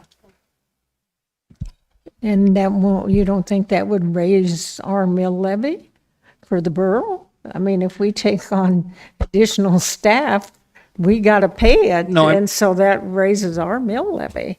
So what I meant, if there's 4 at the district and let's say 3 or 4 over here in the borough, if it takes one more staff member coming over to the borough to assist with that process and relieving 3 positions and making them redundant. You I know think that we means- have that much slush in our employees I'm just in trying the to borough? think. I'm trying to shake up the box. I don't know. So cost saving measures. Anyway, okay. Go ahead. I will just point out one more time that, the school district doesn't have any way of getting more revenue. We get our money, it's like your kid's allowance. We get this much money and you have to figure out how to spend it. And so that's the tricky part for us when expenses go up every year, utilities go up, cost of, every service we provide gets more and more expensive every year. And the teachers' salaries go up, which is the biggest part of our budget, is the salaries for the teachers. It's not, our biggest part of our budget is not the administration, it is the salaries for the teachers. And we want that because those are the people in there doing the job with the kids. That's why it hurts us when we have to cut positions and then, there's more teachers that are doing more with less, basically. And we also cut discretionary budgets this last time too, which really is all about what supplies teachers get to teach with and that kind of thing, which is painful for teachers. And I know that because I still have lots of teacher friends. So, and I would like to throw out a compliment. We're still doing a really great job with what we're putting on these people. Our scores are going up still every single year. This past year, our scores went up again, despite the fact that we had to cut a large amount. It just puts more pressure on the people in the positions. So we do have some big, of course, even if you guys give us the 3 million we're talking about here, we still have a lot that we're going to have to do. And like I said before, that would be assuming that the teachers get a 0% increase, because that's not even included in the budgets right now. We have not done our negotiations with the teachers for their contracts yet, or the classified employees either. So that's the 22 million is without any increase as a percentage. Like I said, the borough employees get an automatic percentage. The state employees get all the state, this is Oli's mantra, and he's not here, I'm going to say it. All the state contracts, the union contracts, they get automatic pay increases, percentage. And our teachers don't get that unless we negotiate it and cut other things if our budget stays the same. So, you know, it's an odd situation we're in every year. So there it is. Deputy Mayor, I understand you're back. Do you want to finish what you were saying, or? I do. Thank you. Let's just put a lot of prayer and thought into this. I know we can accomplish a lot with less. It's just we're going to have to be guided the right way.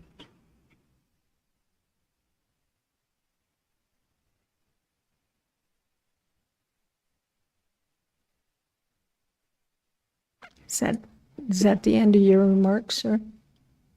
That is. Okay, all right, thank you. Assemblyperson Fanoff, go ahead. Yeah, when you're running and promising tax cuts and better schools, and then when you are elected and you're sitting in a position, the reality hits differently. That's just the thing. And an average person who is a taxpayer, they will go and say, they'll see that number, like enrollments are down, and then, but you want more money. And that's the one that I personally have probably hardest time explaining. Say, well, the teacher's actually getting paid more or whatever, it costs more to operate.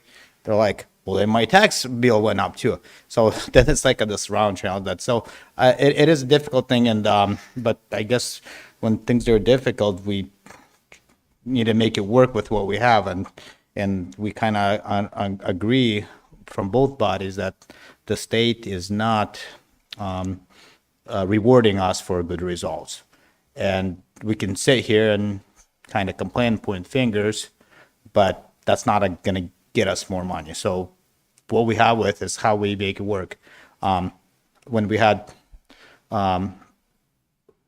meeting between the two bodies for this, the board for finance things, we went in a lot more details, and I didn't think at that time I promised, well, you can probably count on us giving you exact same amount that you got last year, but anything above that, we kind of have to like make a argument to the taxpayer, you know. And it's when we run on the policies and people get us elected to not increase taxes, that's the difficult part to do, and that's just reality. Although we want to provide the best results, and we really appreciate the results that you have provided. So that's just thing. I do think there is the room of category that nobody touched too much, but I do like to ask Manager Brown if you have some maybe things that you said this usually it's second or third category. It's on page 6. If you look at his healthcare, which is $38 million, and I kind of don't like to do math in public, but maybe both, maybe Cheyenne or Sarah can give us idea with some of the innovative ways that we did for the borough with a direct pay and partnering with local clinics and things like that. If we're actually saving money per employee and what it's costing us, and then compare how if the school is doing anything similar, and if they are not, and it's costing them, that's a $38 million. That is a second or third category on the page 6. So I'd like to see if Manager Brown, do we have any just a rough ideas when we did that? Did we start saving money, or did it just kind of help the consumer, but it actually did not save the money as a whole on the bottom line when we partner up with clinics?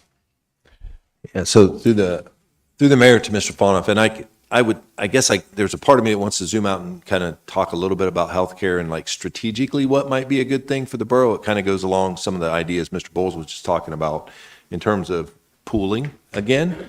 That used to happen years and years ago, and then there was a pull away.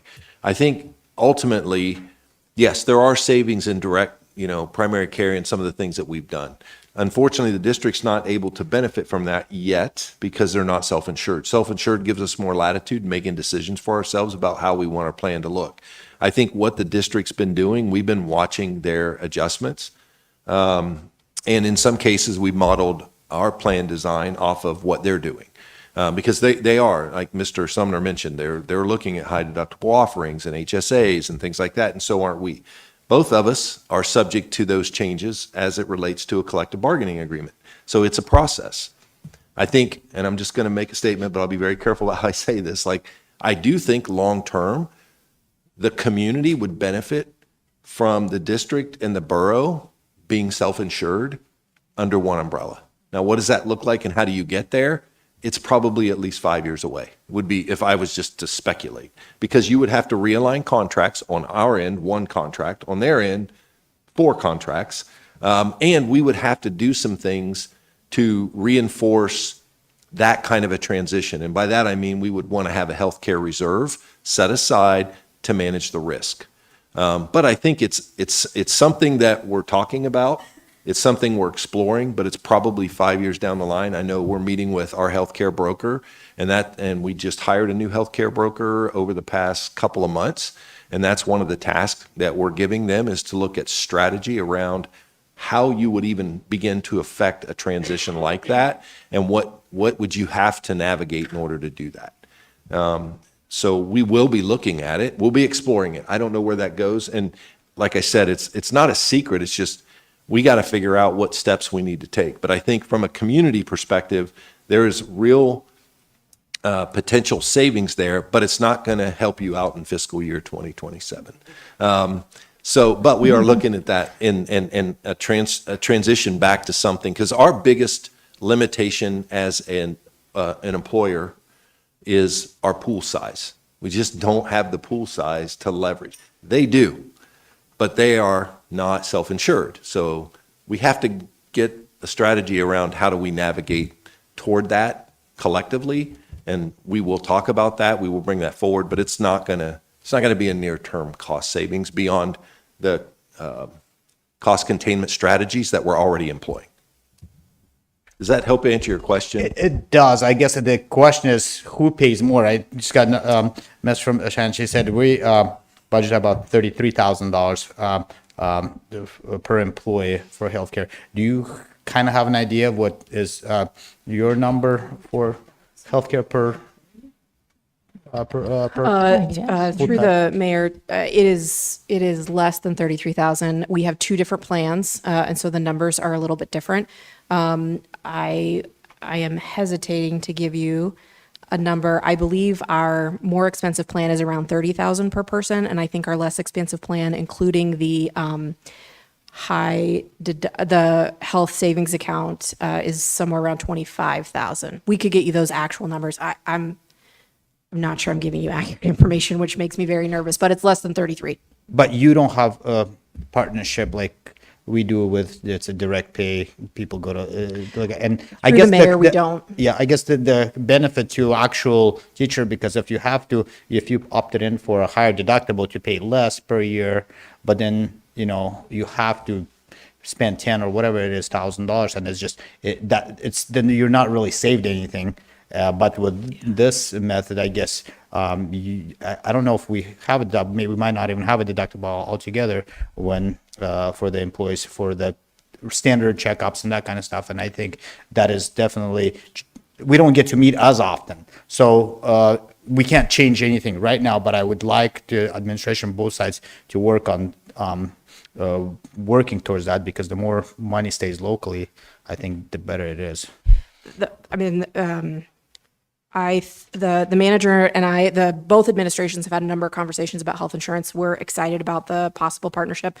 One caution, though, on the direct pay for services, the subscription-based, is that I do believe it makes you ineligible for a health savings account. And so because you cannot have any first dollar expenditures and be eligible for a health savings account, so that would be something we'd really need to think about in terms of the overall plan design and what options make sense. Again, pretty far into the weeds, I understand. Thank you. Somebody pushing hours? Yeah, on the healthcare cost, I would just say that I think the real way to look at the total cost is to look at the total cost to the employer and the employee when you're trying to figure out, hey, are we making any headway on this healthcare thing? And if you look at it every year, that total cost goes up. Sometimes the employee starts paying more and the employer starts paying less as a percentage, but you're still on this whole healthcare issue, it's just going up and up and up. And we're trying our best to manage it. But I had a question. I wanted to come back to the presentation because we've had a lot of discussion about shifts from the brick and mortar, as you call them, to correspondence and the impact on the budget and how to deal with that. But there's another trend over the last 7 years that I've watched develop, and we really haven't talked about it. And it's a narrative that puzzles me, and it affects your bottom line. And that's the enrollment figures as a whole are declining. So we've lost in the last couple years 400 plus students, which is kind of a overall in all the programs. So we have less kids attending school, that's the equivalent of a whole elementary school disappear from a growing area. And so the trend, the narrative that I don't see being discussed is if you look back, we're kind of about right where we were in 2018. We actually have less students in our schools out here than in 2018. So how are we not having more students in our schools at a time when the borough is the big growing area that has attracted over, 10,000 plus? Like that's the only thing we hear about is how the valley is growing so fast and we're building homes left and right. Where are these kids going? Why aren't they in our schools? Through the chair, great question. I think it's a complicated answer without one, there's not one part that's going to answer the whole question. We commissioned a demographer 2 years ago or 3. And to make predictions about what our growth would be over the next 10 years. And at the time when we got the report, I was like, I'm not sure that this was worth it, because what you're telling me is that we are going to be flat and maybe go down a little in the short term, like right now, and not expect very much in 10 years. And we quizzed them, why? And they said, it's not the construction that drives the number of kids in your schools. It's the jobs in the state of Alaska that drive the number of kids in your schools. And unless there's a change in the job forecast, you aren't going to see a change in your school age population. And then that was confirmed by the state. The state reported almost the exact same thing. In fact, a little worse. And I still didn't believe it, because when we drive around, you see new houses everywhere, right? They're going up so fast. And yet I think maybe they were partially right. And the other one is correspondence school, because we're not the only correspondence school in the Valley. We are the largest. We do have the most students in our own correspondence schools of any of the big 5. But we also have competitors. Raven and Idea, Cyberlinks, those would be the 3 largest. They have more than 3,000. At last report, and this is about a year and a half old now, I can't look in and see exactly who they have, so I have to get the data from the state. There were more than 3,000 students who live in the Mat-Su who go to those other correspondence schools. Yeah, which are not the Mat-Su. Yeah. So a combination of those two things. Yeah, thank you. I just think that's a really, when we're trying to make these decisions, like the school member Berge said, where are we going to be in 5 years? Because if we make the wrong decision, we're going to pay more for that, and the taxpayer is going to pay more for it. We need to understand why people are going to these other places. I know the school district's already been looking at this, and trying to figure out ways to get kids to choose Mat-Su, whether that's graduation requirements or, Mat-Su Central correspondence classes. So I know I know there's been things that have been done, but it is just astounding to me when you have 10,000 plus new people move to the Valley and you have the same or less number of enrollees in the kids, and how that affects the budget and makes this a more painful discussion in terms of funding those things. To really dig into that and understand it and whether we can reverse that or it's just the way it's going to be. And if it's just the way it's going to be, that's a different answer in terms of where we go than if we think we can bring those kids back in and expect that to grow. Anyone else? Oh, yeah, Kendall. To respond to that too, there's two other factors I think weren't mentioned. One is that if you look at the birth rate data post-COVID, it doesn't look good for Alaska. We had a really high birth rate for a really long time, you know, compared to the rest of the country. But that trend has now we're matching the rest of the country. We're going down. So 2021, you know, babies would be going into kindergarten next year, and that's a big decline. So I think we're going to start seeing that decline, even if people move around the state and we have a transient population where people do move Anchorage to Mat-Su to Fairbanks and back again. But if it's the same people, they're not having the same number of babies anymore. So, then I say that because I work with pregnant moms and babies all the time. It's been really apparent. And then the other is the amount of people who have chosen to homeschool traditionally, so without government intervention. That's increased dramatically after the first series of the lawsuit against correspondence schools in an attempt to make them unconstitutional. There was families that would have enrolled that didn't, families that were enrolled that stopped enrolling. Because it seemed that the state was or the lawsuit implied that the schools weren't going to exist anymore. So earning them back after the government, after that lawsuit is going to be really hard. And then the restrictions for choosing why certain families choose, I'm in the correspondence community, so why certain families choose other districts, a lot of times it's just by chance they know someone who already used a program. And so that's just how they're referred. So it's great that we've increased our advertising because the other statewide schools had a base practice of advertising all over the state all the time on Facebook, all sorts of social media. And the Mat-Su didn't. So now I don't know if you've seen any of our ads, but they're really wonderful. They've done a wonderful job producing them to be competitive with that. But before, the last 2 years, that really wasn't the case. So hopefully, with the course offerings, the new school, that replaced the old rentals, and advertising, that will help with more name recognition and recruiting people back. The fact that they could go into a facility here where they live would be great. But there's other kind of more cultural issues in the correspondence, which is your experiences between the schools and or districts. Many families don't even know they're not in the district. They think because they're attending a school and they can go to a building in the Mat-Su that they're just in the Mat-Su. So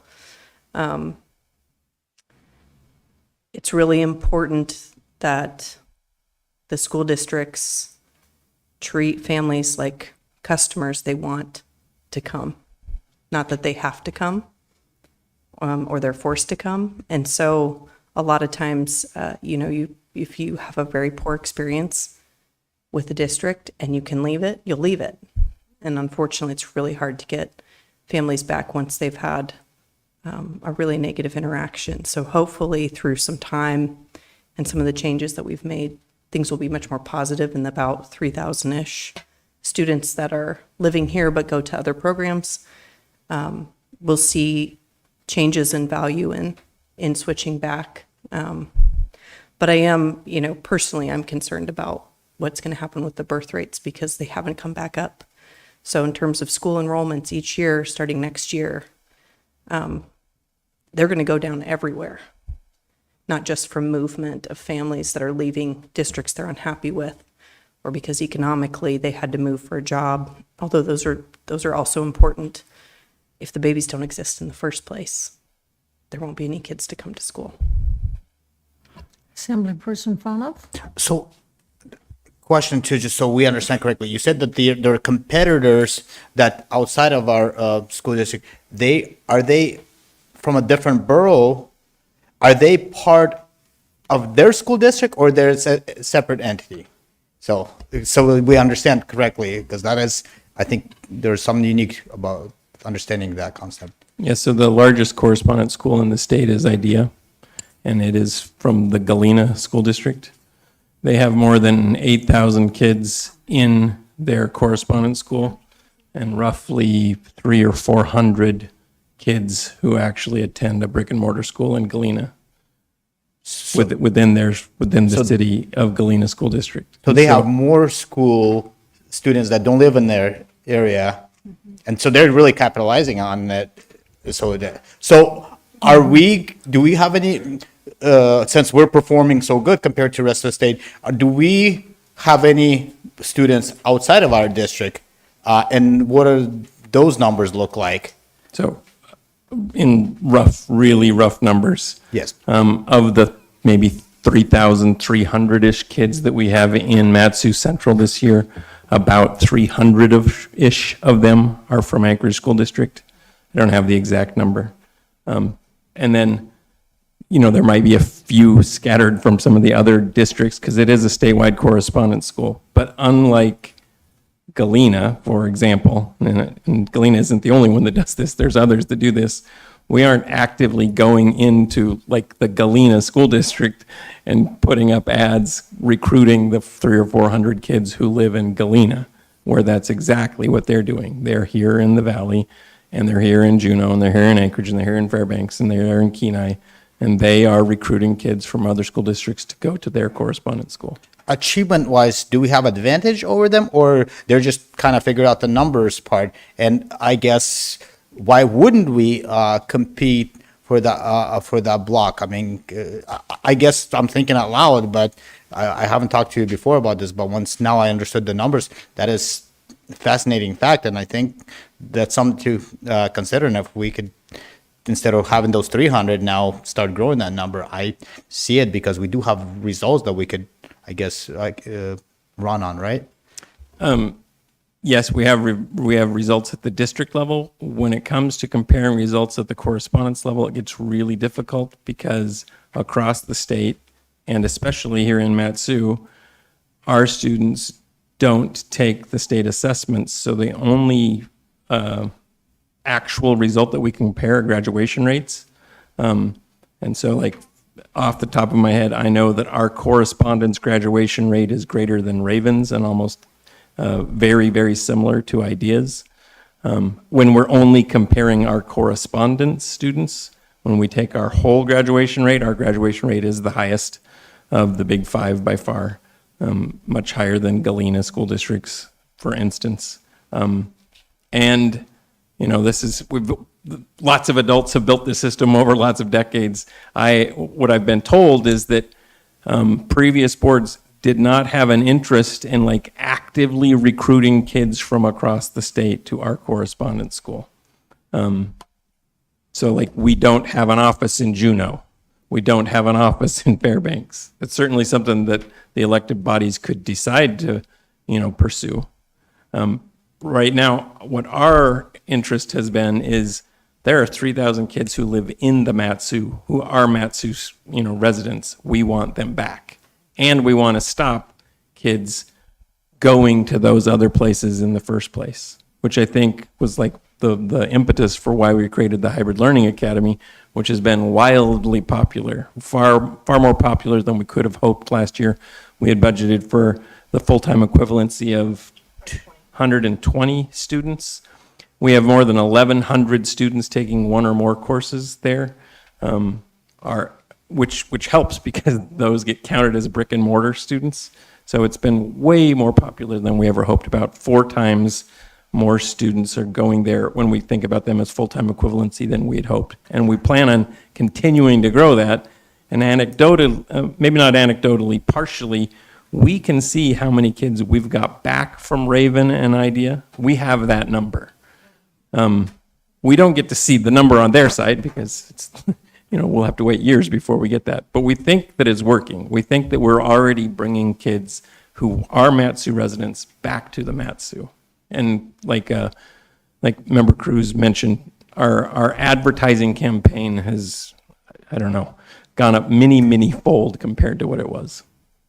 Well, they're doing it to us, so I guess, and that's sorry.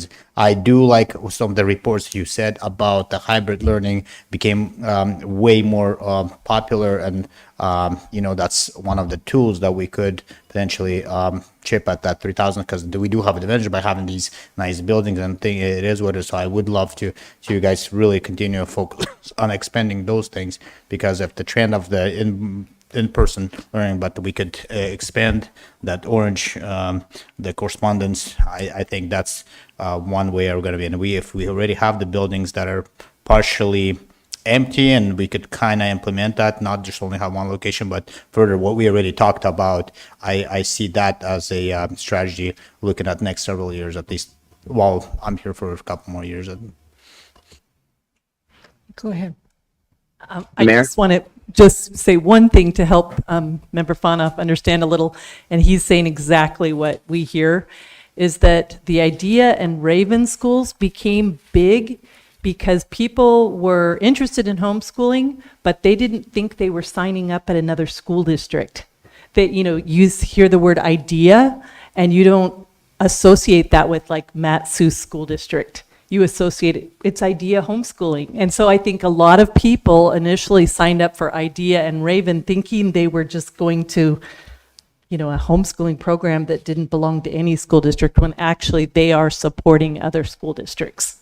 That's an interesting concept. Well, I do think maybe we should do doing business as under Matsura, have a homeschool version of, so we do have to, look if there's some that did work for them, and if we could even make it better than them, especially that these people do live here, especially, I think that is something we really need to pursue. I guess you could Mayor, run I'd an like to- ad, right, saying that if you want your property tax to go down, bring your children, enroll them in Mat-Su School District. Beautiful new building. Yeah, right, yeah. I'd like to add on to some of that. Go ahead. So I know why Idea, Pace, Raven, all these other ones, it isn't just an idea that they didn't realize they were dealing with the different school districts and stuff like that. A lot of it had to do with how much money for allotment, how much work that the parent had to jump through to deal with, okay, we're going to test our kids on this, and this, and pretty soon homeschool meant running back and forth to a building, 3-4 times a week. And that's what happens when a lot of these parents decided to go with like Pace that had less requirements, maybe a larger allotment, things like that. But, and I wanted to share with you what my wife just sent me. And this is, if you Google homeschools, you come up with Frontier Charter School, Denali Peak Correspondence, Idea, Pace, Raven, Alaska Homeschools, Connection Homeschool Program, Cyberlinks Homeschool Program, Pace Statewide, Focus Homeschool, and the Connections, and Fairbanks Best Homeschools, Twinley Bridge Charter, all these other different things that pop up on Google too. So I think you'd have more people coming back to Mat-Su Valley if we change some stuff around on requirements and allotment, things like that, and maybe some type of ad campaign to draw more Mat-Su residents in and residents from outside our school district. Thank you. Assemblyperson McKee? Yeah, this is hours and hours and hours that were spent talking about the problem when the solutions are the thing that's got to kick in about now. I remember when the fuel tax increase first came up, it was no, no, no, no, no. But then something that I heard that was really interesting was, well, gee whiz, maybe you ought to make better use of the taxes that we do pay you, which I thought was a great, why not? What a great idea. Where could we change things? But I think we have to realize that we are at that point where with an education budget percentage of the pie, it's what, 67% to 68.75. I've seen that 68.75. I've seen that chart that and you show it to a taxpayer and they say, what does the rest of the borough do? Well, the rest of the borough is going to have to really have a problem if we were to increase the amount of money that we gave to the school district, because I don't think they're going to do that. And when you look at a lowering birth rate, and we are an out-migration state, and then lack of enrollment, I don't know how we could possibly justify it. So I think, like I said, the funding meeting, necessity is the mother of invention. It's not a case of if we reduce, it is, or flat fund. It is a question of we have to. That's where we are. And so I think looking at more things that have caused the problem is not necessarily going to fix the problem. I think it's time for the approach that says it's showtime. We have to start looking at solutions because we don't have the money. The state's not going to give it to us. The taxpayers aren't going to put up with any higher taxes. You can't reduce other services any more than they are. I just think a whole different outlook has to say, whoa, this is like somebody throwing in cold water in your face. It's time to deal with the problem and find the solutions, because that's what we have to do.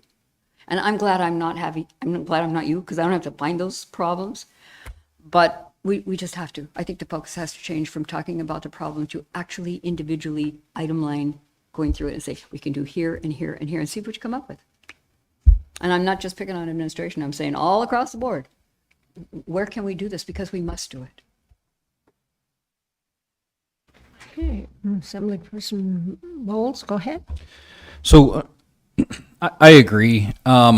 It's not for us, the assembly, to decide how the school board uses their budget. But I agree, if enrollment rates are going down, then the budget needs to decrease as well. That's just the way it is. Everybody that pays attention to Juneau knows that there is this thing going on. They're not funding us, and they're not going to this next year either. It's just a fact. It sounds like this thing, I don't know, I'm ignorant to the Raven and idea, schools operating in the Matsu borough. So it sounds like they're private, public, they're public? Public. There are other school districts in the city. Other school districts. Okay, so they're not private-public partnerships. Oh, okay. I was going to say, that sounds like it's a great model. Maybe we should look at that, but that's not, okay, so I misunderstood then. But the one thing that's evident is that the numbers are going down in the public schools. Numbers are at least maintaining or increasing in all of the other programs. We're getting great results. Less funding is required for charter schools, other than the one being built. We have apparently 2 or 3 buildings that are at 60%. And I'm honestly of the opinion, everything I've heard about birth rates and everything else, is it sounds like maybe we do need to close down 2 schools and consolidate. We need to think about that. I will not vote to increase taxes. That's just not going to happen. Quite the opposite. So we need to figure out a way, the assembly, to fund the borough or the district how they need it. Obviously, the district decides how they use it. But if the chart's going like this on enrollment, then the budget needs to go like this on money as well, in my opinion. Thank you. Okay, so are we about ready for parting comments, or some more people want to have input, questions? I'd like to mention one thing, Mayor. Go ahead. This is Andrew. I just wanted to point out that, we talk about, the enrollment is dropping, and so the budget must drop. I just want to point out that the budget is dropping by 22 million, right?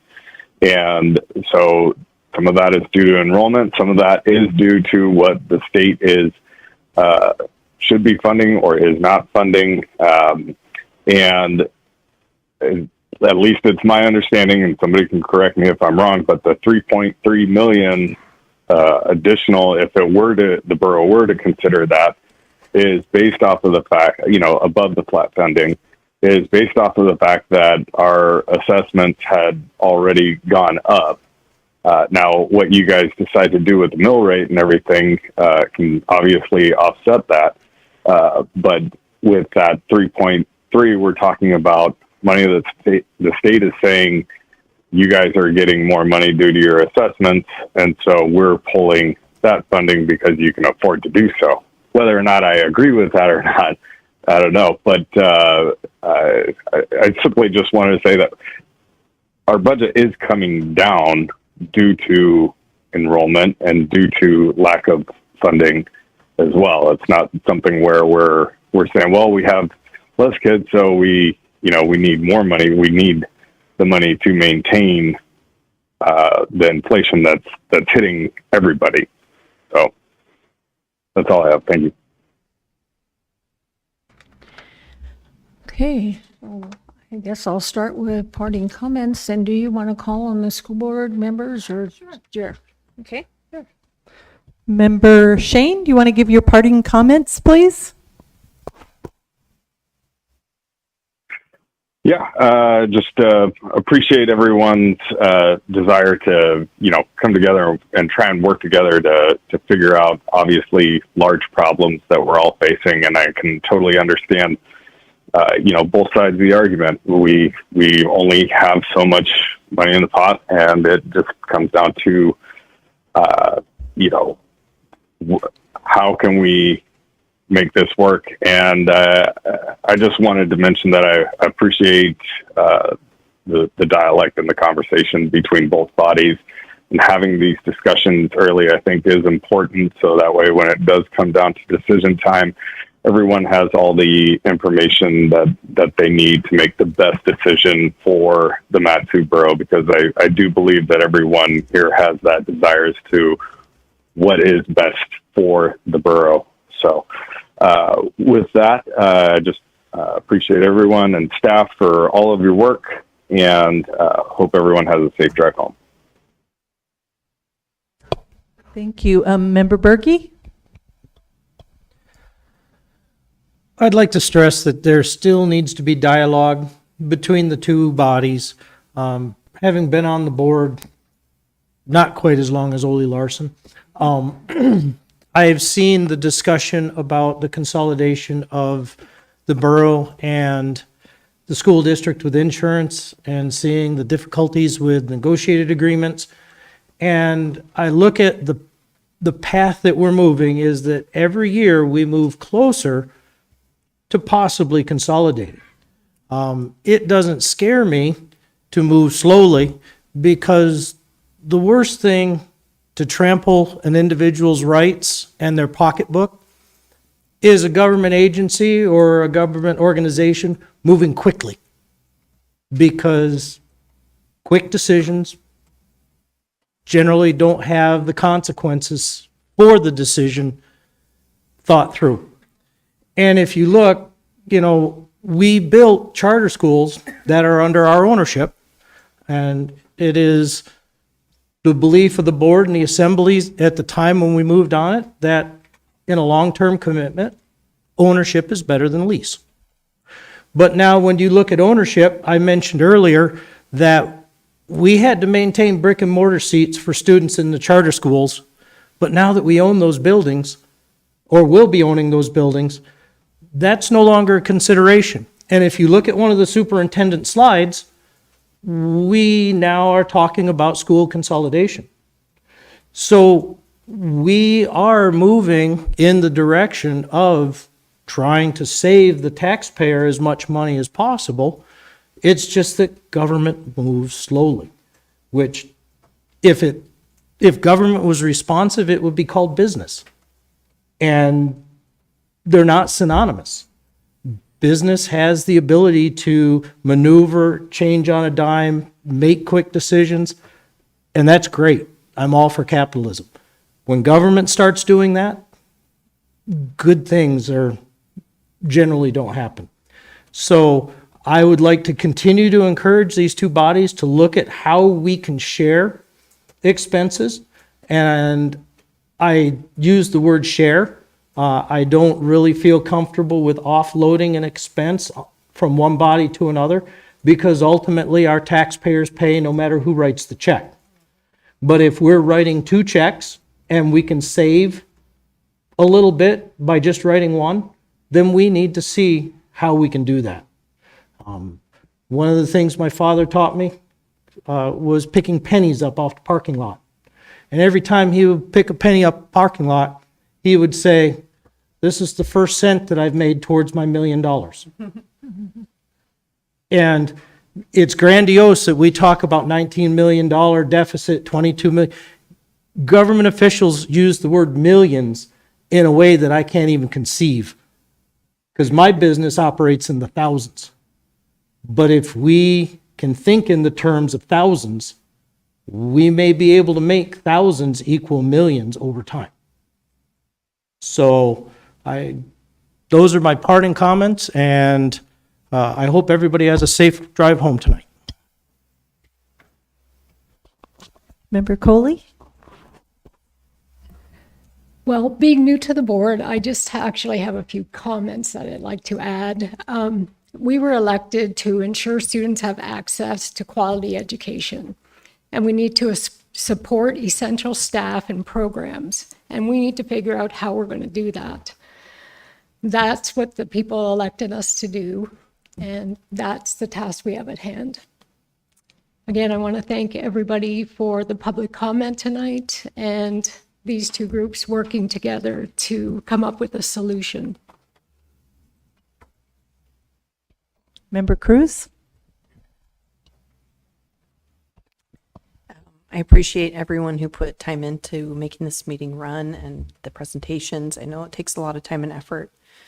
And that we have the joint board committee, which I think is great for helping explain, because school board budgets are interesting to say the least. I look forward to working together. I know that everyone has a heart for education and the kids, and we want people to stay in our community, people to come to our community and move here and want to live here just like we do, and to keep our scores going up and to implement more reforms that are successful, which we've done.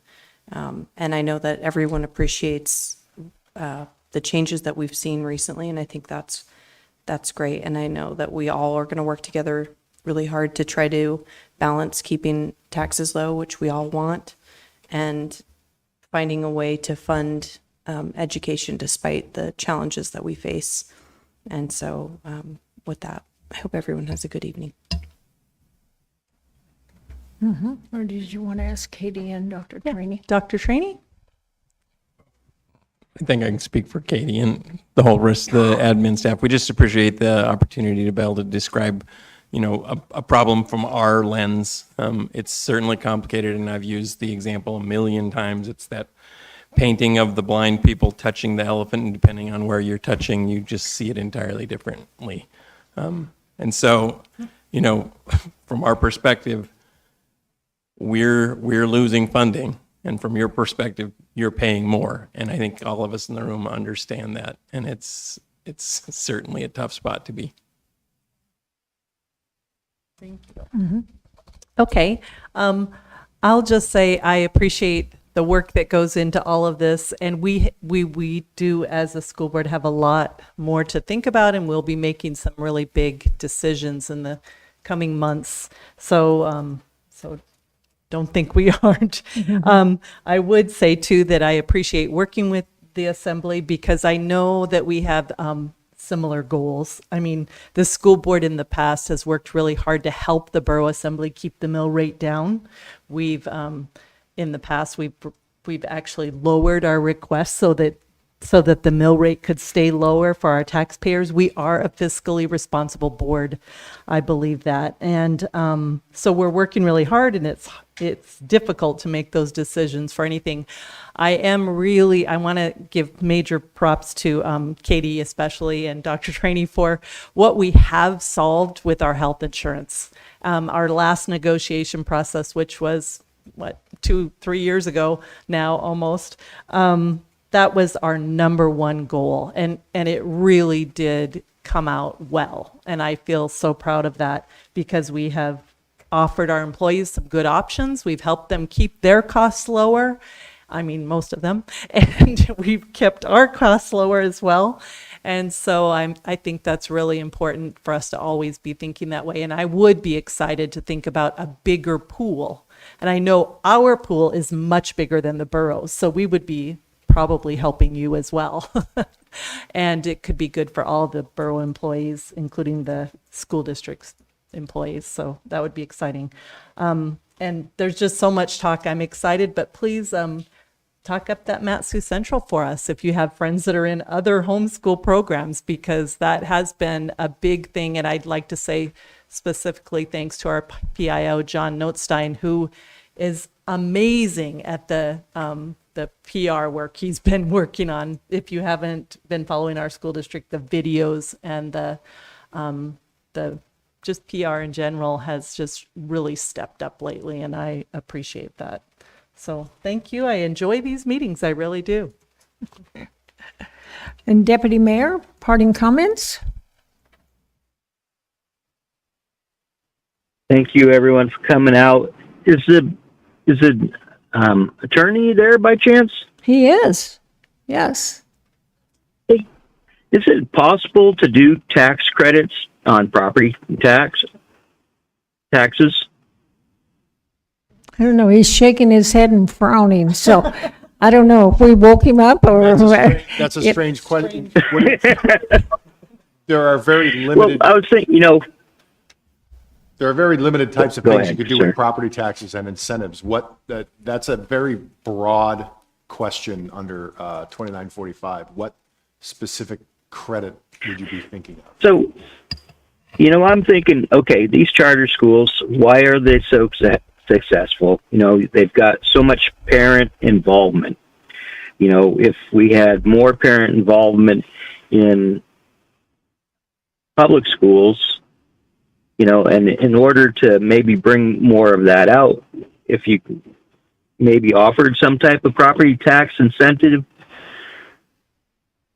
to draw in volunteers and stuff like that, maybe to help cut down the budget, or, what we really need, meet again and really come up with some good ideas, pray for some wisdom that, think outside of the box and really put our heads together. I know there's a lot of students going to PACE and RAVE and all these, and coming up with some solid ideas as far as, most people are homeschooling because they don't want to send their kids to public school. They want to be able to spend more time with their kids, be able to teach them the values and stuff that they want to teach them, and they don't want to jump through the hoops and stuff, so we really need to come up with some good ideas and get some homeschoolers, parents and stuff involved too, and then bounce questions off. Other than that, I want to take and thank everybody for coming out. And I really want to pray that, dear Lord, please bless the valley. Please give us wisdom and answers on how to deal with this, Lord. We ask you, we put this on your shoulders. Take it off ours, Lord, that you may give us answers, whether it's in our sleep, over dinner, come together, Lord, and help us come through this, Lord, that we may be able to do your will and calling, Lord, that we're not going to sacrifice on our children, and everything we do will glorify you. In Jesus' name, amen. Thank you, Mayor. Thank you. Good night. Assemblyperson McKee, parting comments, please. Yeah, just a little bit. There's an entertainer by the name of Kat Temp. She's kind of makes some very sardonic comments, and she said, everybody knows that you can't solve a problem by throwing money at it, so they just throw other people's money at it. And I think that's kind of how the taxpayers kind of look at us, at least the ones that talk to me. So that's why saying we need to look for a way so that that doesn't happen. And I think, the whole idea that looking at this, we've done all the negative stuff. I almost said a bad word there. We've done all the negative stuff. Now time to look at the actual solutions to the problem, because we've taken, and you have to look at the problem so you see what the solutions are. But now I believe it is time, because we put an awful lot of energy into the negative. Now it's time to put that negative energy into the positive of actually solving the problem. So that's where I am on that. And I love, Kathy, what you said. Yeah, we sound sometimes like we're on different sides of the fence, but we're not. It's all about the kids. That's just absolutely what it is, because we are the shapers of the future, and we must do it right. And then to a whole another subject, and very briefly, Jason Ortiz was up there talking about his kid. I think that's just the awfulest thing I ever heard of. If that kid comes to your school and he takes some classes there, he takes sports there, whatever it is, if he is the grand champion in the state of wrestling, soccer, or whatever the heck it is, and you tell him, oh, I'm sorry, but you can't represent our school. We're not, really? Nobody would do that. So whoever's making that policy, is that like a school district policy, or how's that work? Huh? By building. Yeah, what, really? Well, somebody needs to go talk to that guy, because if you've got like the grand champion of whatever, I'd sure like to be claiming him. Anyway, short and sweet, that's me. Thanks. Assemblyperson Sumner, parting comments? Well, we're well represented with a full stable of politicians here, so plenty said. I don't have much to add. Thank you. Assemblyperson Nowers, parting comments? You left more time for me. Thanks. I just really appreciate the dialogue, and I do think these two bodies have worked well over the last several years to bring stability to the budget and avoid some of the pitfalls of the past where things turn into a big fight and we lose track of what School Board Member Coley was talking about, is that our goal is to educate the kids. And so I also just appreciate the hard work the administration puts in to trying to solve these problems at the borough level and the school board, and the teachers that I do not know how they do it, the teachers and the staff, every day.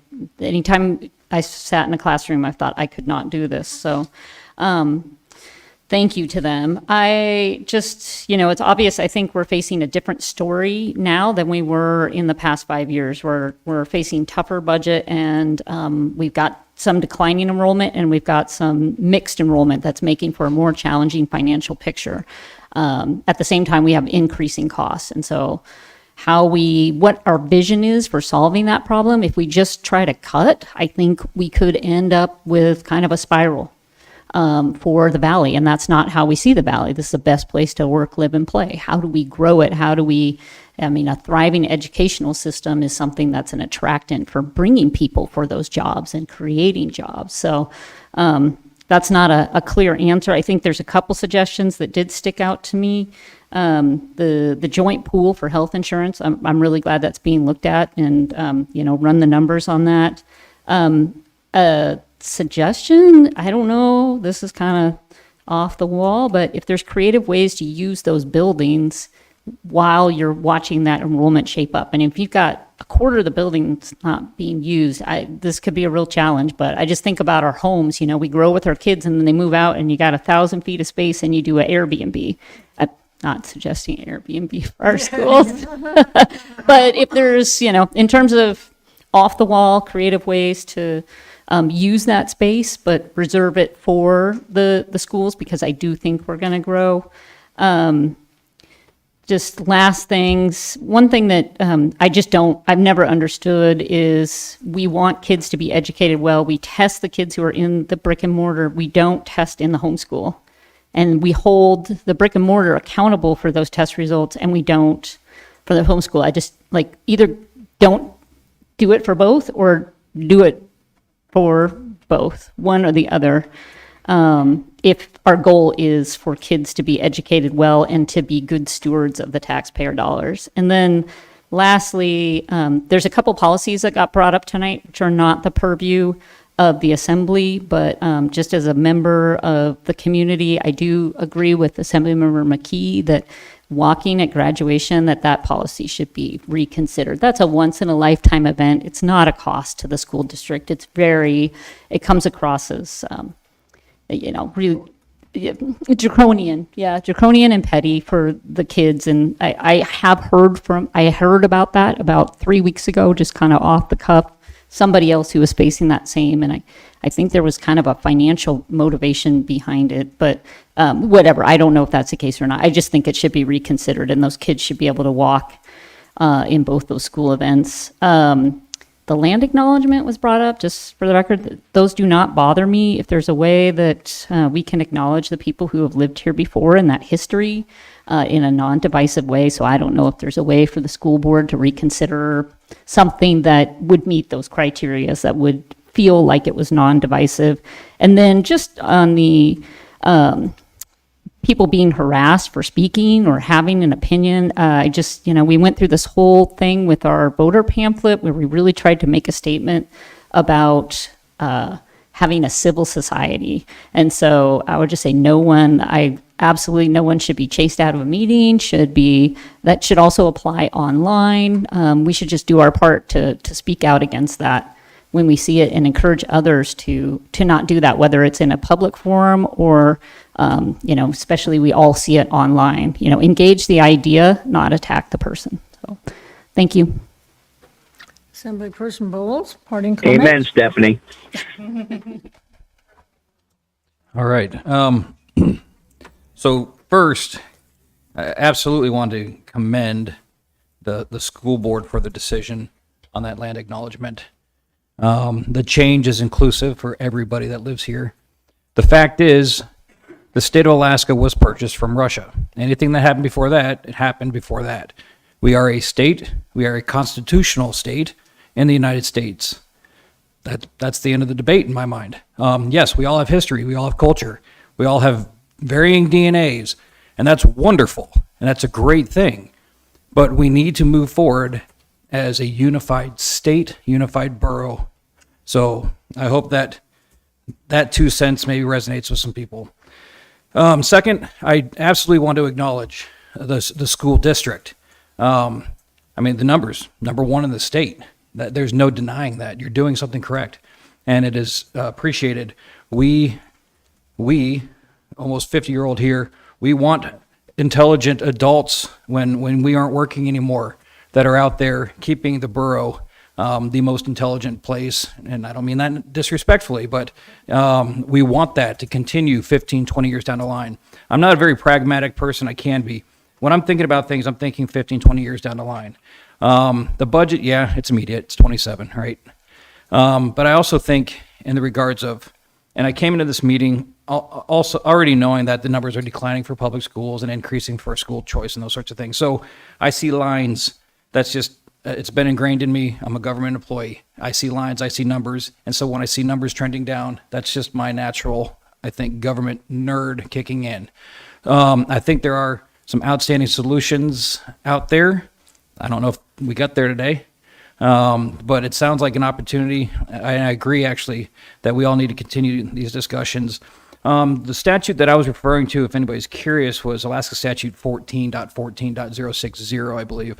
And that basically discusses how the functions of the school district and the functions of the borough can be melded versus separated through resolution. So just that's where I'm coming from tonight. And I hope my perspective was useful to some, and I really appreciate y'all listening to me. Thank you.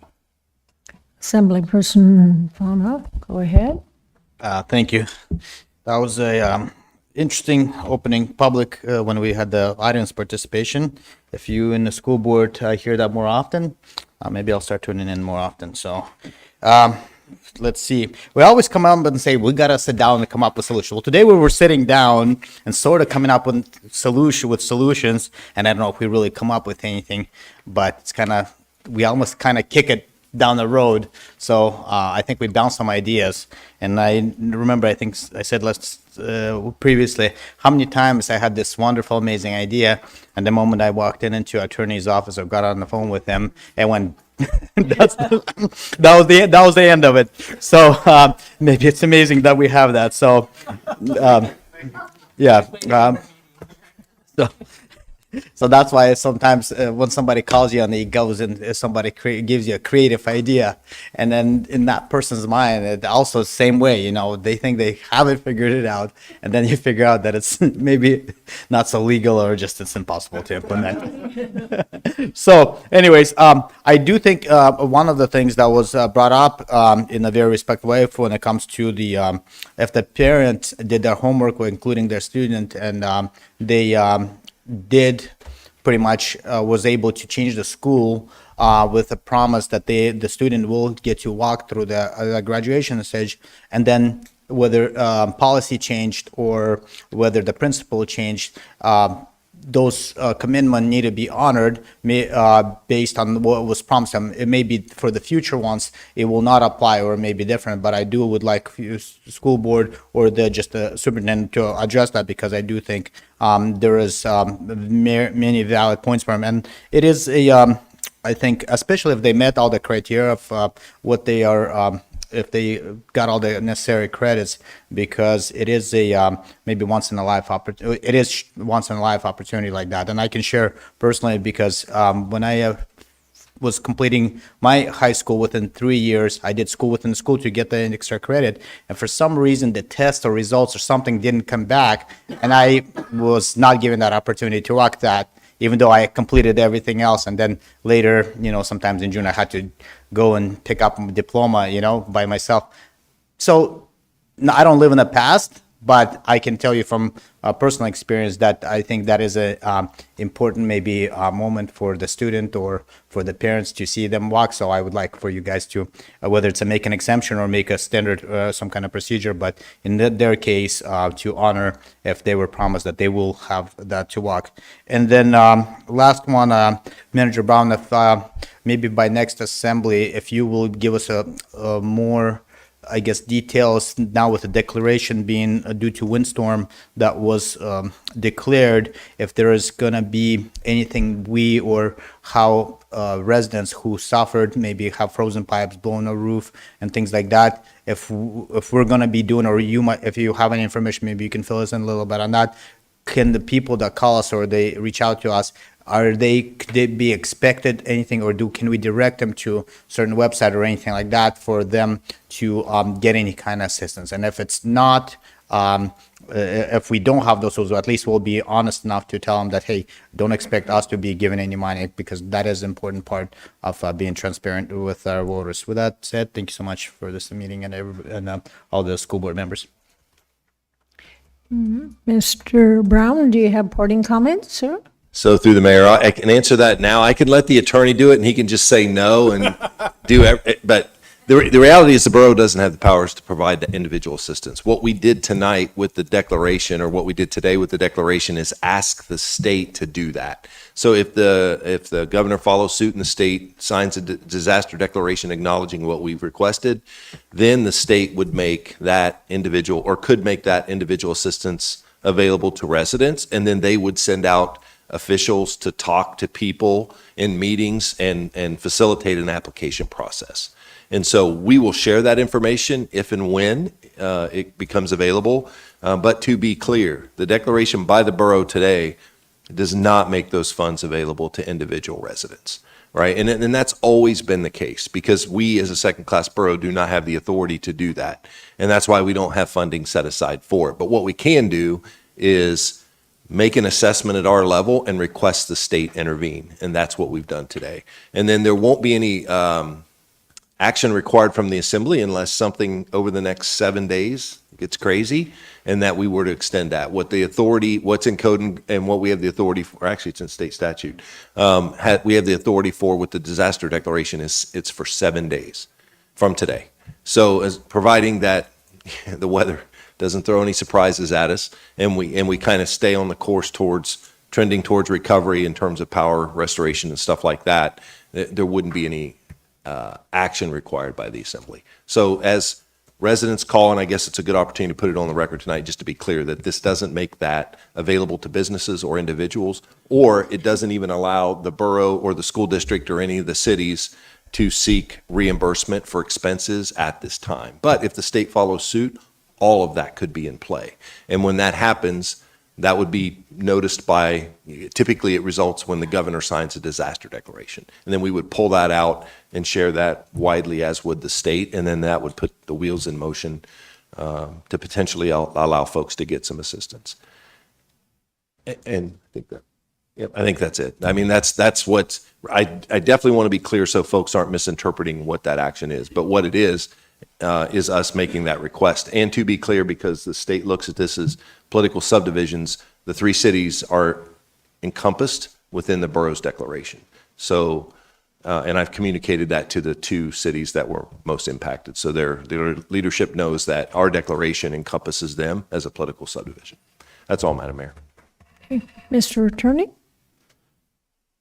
Well, I wasn't going to have any remarks tonight, but I was at the Alaska Municipal League today, and I gave a presentation on the use of artificial intelligence and the professional rules governing lawyers. So as part of that, you have to give a little biography, a little intro.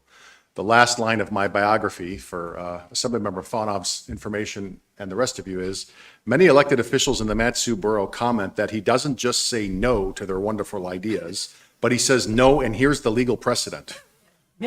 So I take your comments in good nature. That's all I have. Well, anyway, I have a couple comments. I think we can all agree that the Mat-Su Borough has been one of the boroughs in the whole state that's really been on the cutting edge of a number of things that we've done in our borough. And so I guess my challenge tonight to the school board as well as to the administration is, I think we need to look differently. Before we built a public school building, we opened the door, the people came, we educated them, sent them out the door. That's not happening now. We have to prove ourselves. And I think maybe one place we missed it is the fact that one of the things I do is I cut a lot of ribbons at businesses that start in the valley. And one of the ones I did very recently, within about the last 3 months, I think you can all agree that we have a lot of credit unions, we have a lot of banks in the valley, right? So there was a new credit union that opened in Wasilla. The place was packed. What they offered was some outstanding prizes for people that switched their accounts from their existing account to that new credit union. And I think maybe, and it's probably not too late, maybe we missed it with the ground ribbon cutting at the Mat-Su School, right? Central School. I mean, what we did was what we've always done. Right? We honor the people that are there. There's some parents that come, that kind of stuff.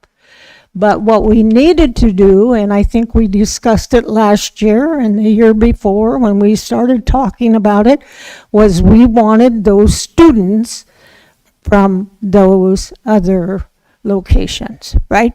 That lived here in the valley.